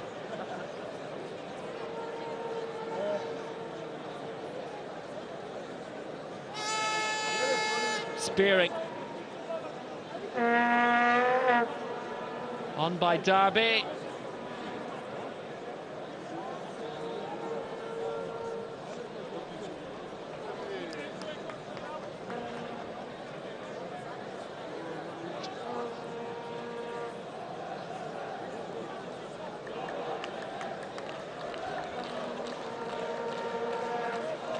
Dymowski.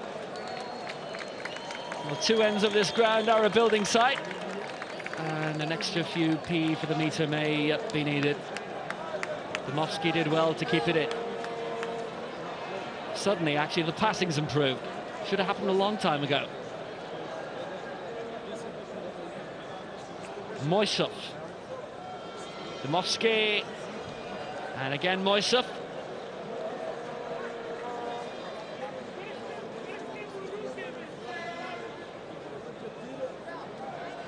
Level of club that they've gone out to in Europe the past few seasons hasn't been bad. Odense of Denmark, Bolton Wanderers, Basel, Lille, Lokomotiv Moscow. This is Filip Petkovski who's coming on now to replace Vladimir Tenevsky. And Petkovski, another name which should give our friend up north, Stephen Baxter, a few nightmares. He got the fourth and final goal in Rabotnicki's 4-2 victory over Crusaders in this competition last season.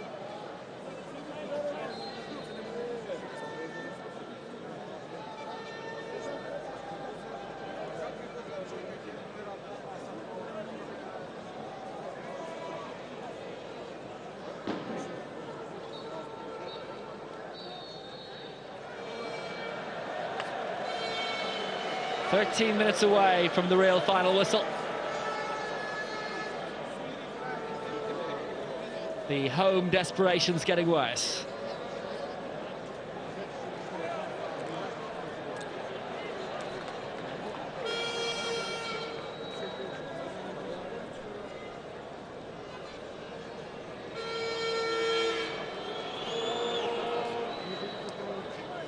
Playing with a calmness and assuredness that they've not been able to display in their pre-season friendlies. Liverpool have another on Saturday against Borussia Mönchengladbach.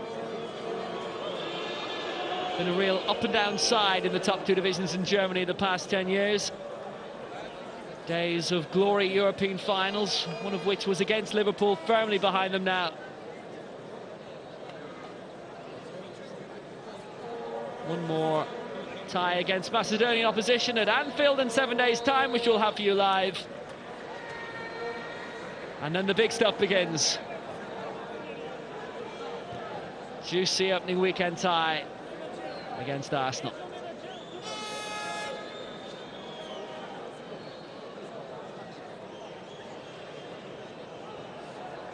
Hit long by Gligerov, but with the usual result. Petkovsky was streaming down the right-hand side. Darby. Lucas.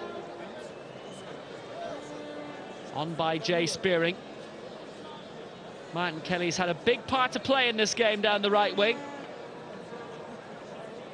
despite his manager's altercation at the break as they were going in. It's actually raised the level of his performance, and Liverpool have done so too, but they haven't been able to kill off the tie ultimately with the third tonight up to this stage. And Bonda can come away again for Rabotnicki. How he must rue those two misses just after half-time. One when he was one-on-one with Cavalieri and totally miscued his shot. And the second when he did put some strength behind it, went wide from outside the area. Either would have put Rabotnicki on terms. Within 3 minutes, Liverpool were 2-0 up.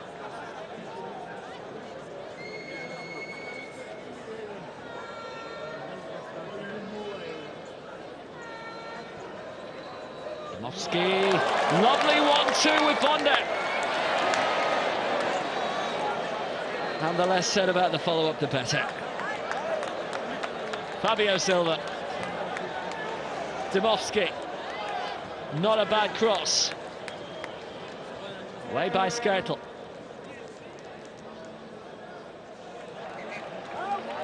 Slip open the door for Belicha. Made on by Todorovsky. And Gligerov can try and put a bit of extra class on it. He's found Eder Adem. First substitute of the game. More shortly to have the fifth, the second for Liverpool. And the final touch of Fabio Silva very cruelly let him down. Aquilani in support. Amu to his left. Lucas to his right. Kelly finds Ngog. Spearing.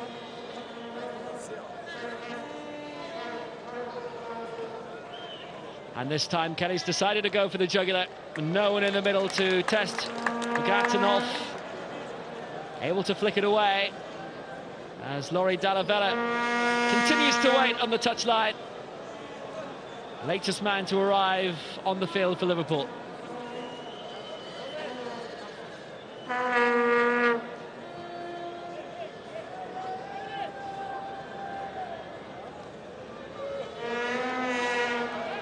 Skrtel, good control and wants to go on tour now.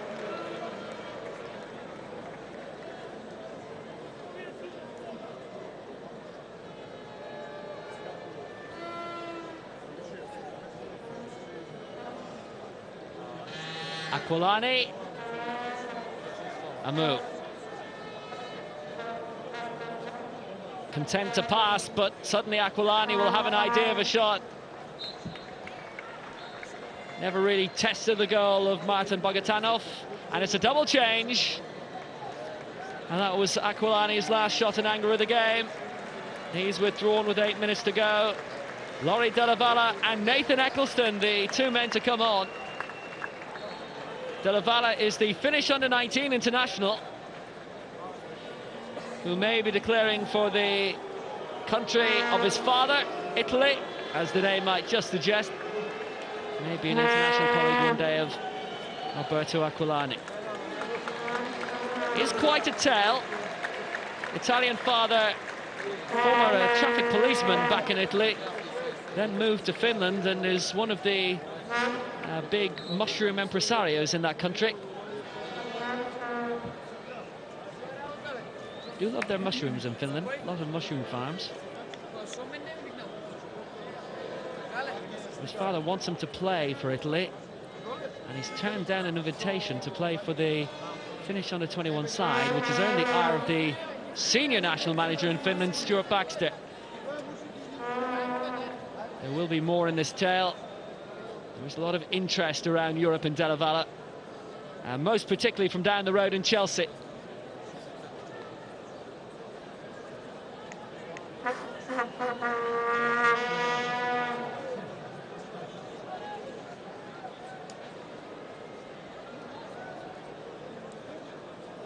Nathan Eccleston, meanwhile, the man who's come on for David Amu with 2 O's. England under-17 international, started the 2 friendlies in the past week against Grasshoppers and Kaiserslautern. And who himself had a long run in the lower divisions to the playoffs last season with Huddersfield Town.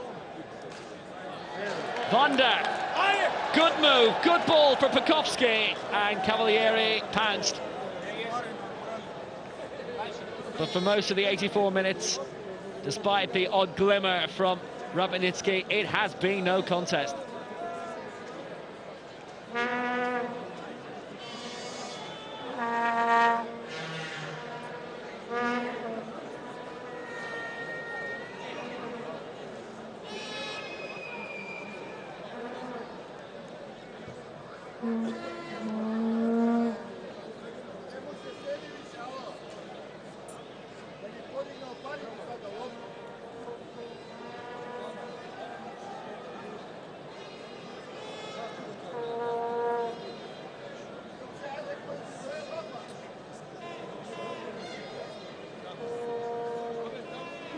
And those seats on the far side, which were all full up to 75 minutes, are emptying rapidly.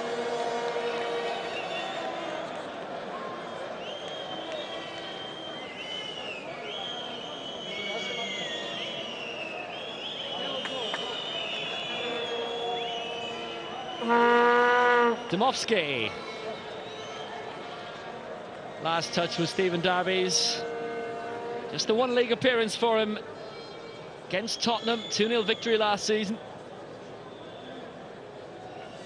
The other first-team appearances he's had have not ended in victories, losing to Fiorentina in the Champions League, played in the original drawn game in the 3rd round of the Cup against Reading.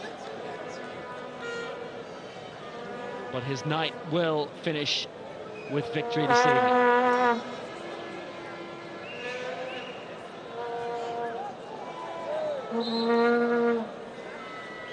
Quite obviously out, even though play was allowed to continue for a few seconds before the whistle. Dymowski's throw.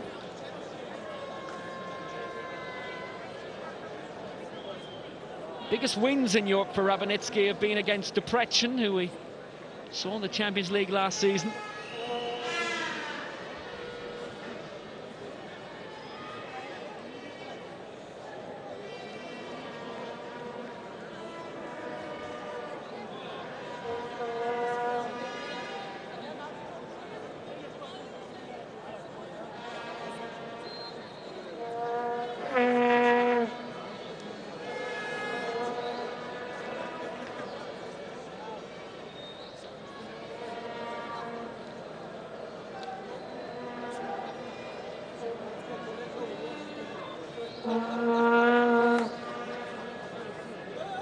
Lucas, who is on the brink of becoming a winning Liverpool captain.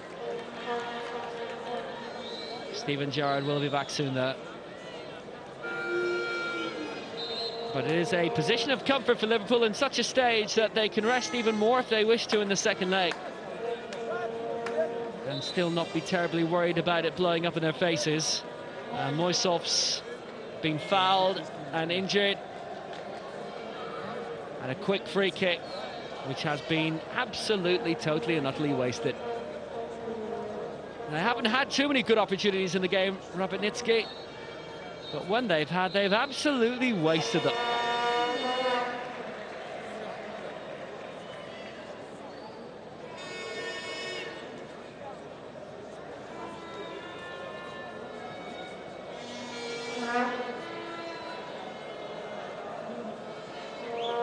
Now here goes Nathan Eccleston.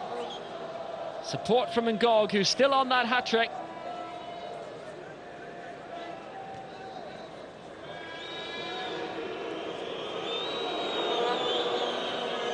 And even the booing of Kyrgiakos has lost a lot of its lustfulness. Rabotnicki's morale has been ground down as the game has continued. They only have themselves to blame. The defending for both goals was dire, and Ngog was the main beneficiary.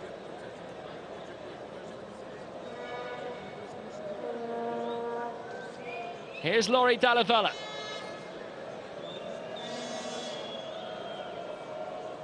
Derby, support from Eccleston. Ngog and Spearing.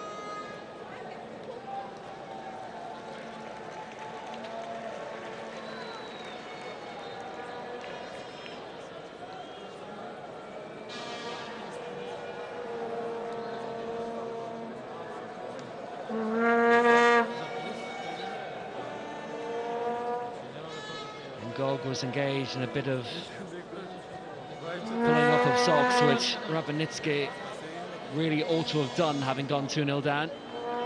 But the heads dropped and have stayed dropped.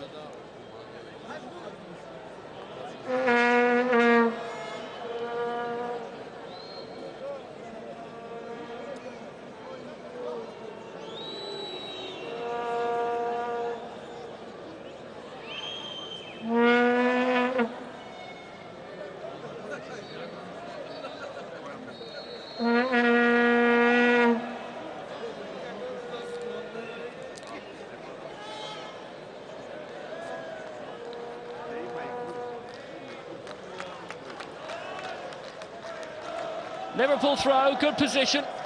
They've not brought many across to Macedonia, and those who have travelled have only got 2 more minutes to sit through, something which most of the home fans now are not doing.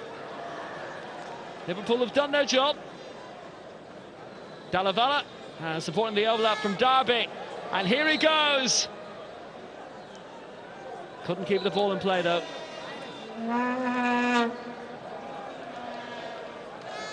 Offside anyway. Vander. Dallavella looked to throw himself at it. Ngog on the hat-trick. Decided not to go for it though. Eccleston. Only his 3rd senior appearance for Liverpool. Couldn't conjure the cross, it was cut out by Dymowski. Had quite a bit of creativity of Rabotnicki, but no finish. Quite a lot of blind panic, especially for the man who kept that ball in play, Vander.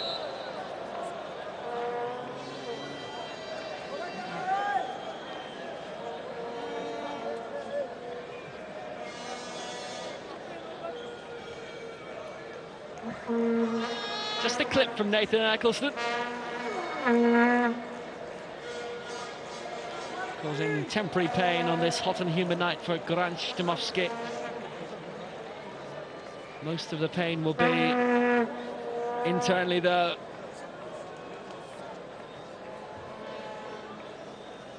Had a couple of good chances in the game which they didn't take, and now they're just about out of Europe, Rabotnicki, unless they can pull off what would be, in the second leg, the most incredible shock in the history of European football.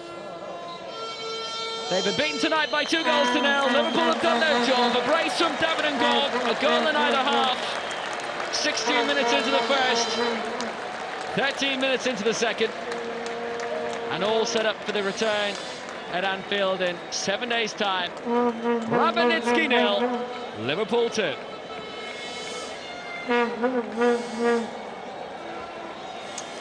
Yeah, as Will says, job done. David Ngog, the match winner tonight in Skopje. Nice finish for the second goal, wasn't it? Wonder what Roy made of it all. Safely through, but maybe the shrug says it all.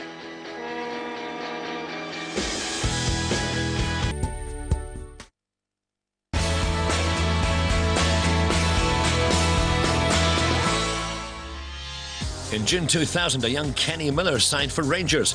He scored his first goal for the club in the second game of the season when he came on as a sub against Kilmarnock.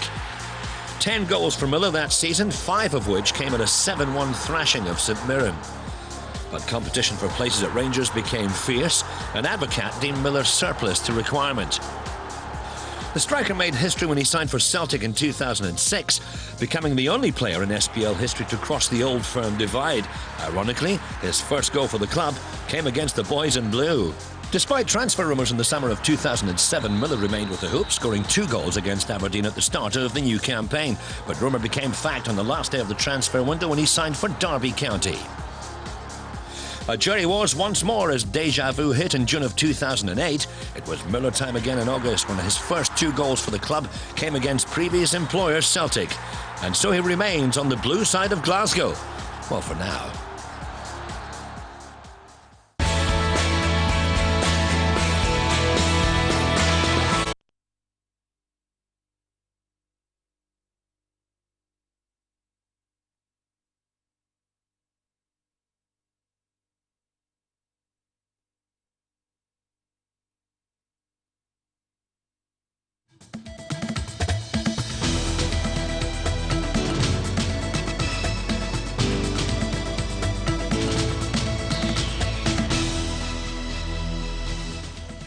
Rovers go down 2-0 to Juventus in Tala. But Liverpool secure a 2-0 victory in Macedonia in the Europa League. Damien McGrain needs a strong Irish challenge on day 1 of the 3 Irish Open in Killarney. And 6-1 shot overturn crosses the line first in the Guinness Galway hurdle.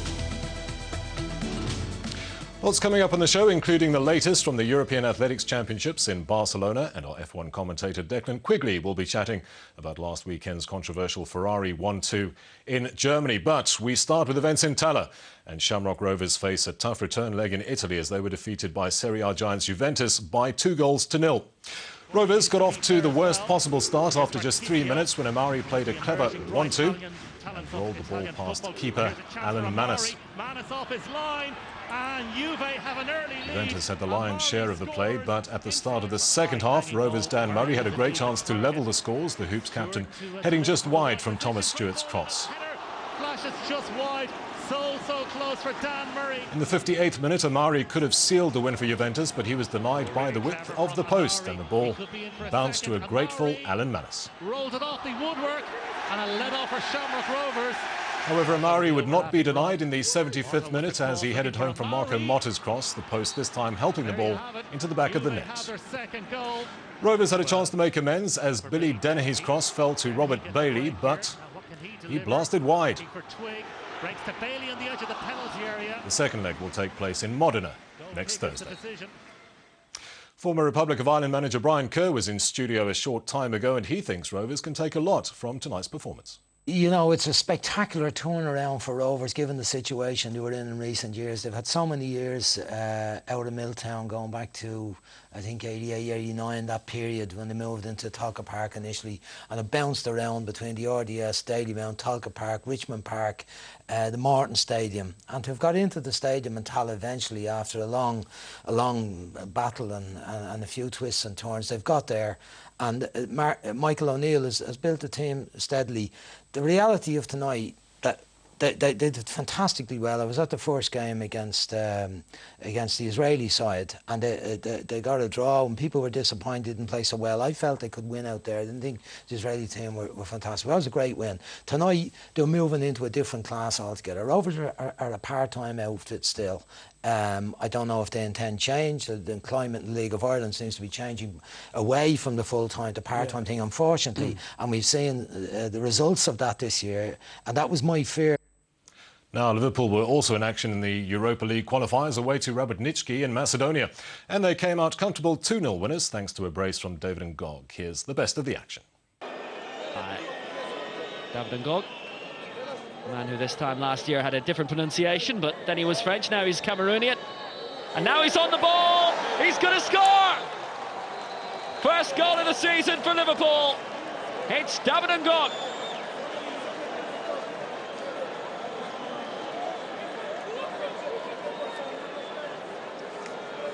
It doesn't matter how you say his name. Found a way past the Rabotnicki defence very easily. Started the move and finished it. Liverpool have their away goal after 16 minutes. And it's scored by David N'Gog. Despite the lack of favouritism being shown towards them by Liverpool fans. That's a superb ball. One-on-one. Horrible miss. Liverpool weren't punished. Glorious opportunity. It was Von der. The respect is more or less gone. But it's 2-0 now, and this game is over. A double from David N'Gog. Respect it is. Only got 5 goals all of last season, and now all of a sudden we're not in August and he's got 2. Great break by Martin Kelly down the right wing. Nobody picked him up. Fine finish. David N'Gog, 2 for him, 2 for Liverpool, and this tie is now surely wrapped up. And Brian Kerr's reaction to Liverpool's victory was job done for the Reds in what could have been a tricky early season tie. It was an efficient performance and generally without too much bother. And I think in the overall circumstances of this game being so early in the season, the fact that that Liverpool had numerous players who had played the World Cup weren't involved, many of them weren't involved tonight, and that Roy Hodgson is very much at a getting to know you stage with these players and will want to do, I'm sure, a fair bit of business in the transfer market. I think it's very satisfactory to have won tonight, and it looks like it'll be a foregone conclusion that they will get through this round now and move on from there. It's very much a match that I think Roy wanted out of the way. He complained about UEFA putting these games on so early, for particularly with the countries who would have had the majority of the players at the World Cup from the leagues of Germany, Italy, Spain and England. And I think it's a fair point that so many players had so little break. They have to come back pre-season. Liverpool are fortunate that they have enough resources. Even though their squad looks scarce, the resources were strong enough to win this game quite comfortably. And we have lots more Liverpool action coming up for you over the next week. On Sunday, they face Borussia Mönchengladbach in a pre-season friendly. That's from 1 p.m. on Setanta Island. And next week, we have Liverpool's return leg against Rabotnicki at Anfield. That's next Thursday from 7:30 again on Setanta Island. To golf now, and David Howell is the clubhouse leader as the first round of the 3 Irish Open draws to a close in Killarney. The Englishman, who hasn't won on the European Tour since 2006 and now spends most of his time commentating, shot a 7-under par 64 after making most of the fine conditions on the Killeen course. With news of a strong Irish challenge on day 1, here's Conor Morris. Leading the Irish charge, just 1 behind the leader, is Damien McGrane. The 2008 China Open winner is 6 under after a bogey-free round of 65. The Kelsman started well today with the birdie at the first, and 5 more would follow, including 4 on the back 9, as he produced an excellent display of golf in front of large galleries. Darren Clarke is 1 further back on 5 under following a flawless round of 66. The Ulsterman's recent renaissance continuing as he hit 18 greens in regulation. Birdies at the 3rd, 7th and 9th saw the Dungannon man go out in 32, and he picked up 2 more shots coming home, including this effort at the 15th. Clarke is joined on that 5 under par score by fellow Northern Irishman Michael Hoey. The world number 8, Rory McIlroy, carded a mixed 4 under par round of 67. It could have been much better for the young Hollywood man, who raced to 4 under through 7 before then losing his way around the turn. McIlroy birdied 3 of his last 5 holes to leave himself right in the mix, though, going into tomorrow. Padraig Harrington and Paul McGinley are both 3 under par after rounds of 68. McGinley was 5 under through 7 before giving a couple back. Harrington much more solid with 3 birdies.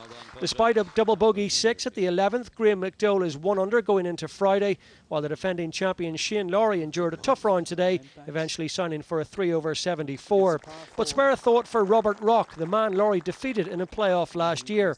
After carding a brilliant 6 under par 65, the Englishman was disqualified for signing for a wrong score.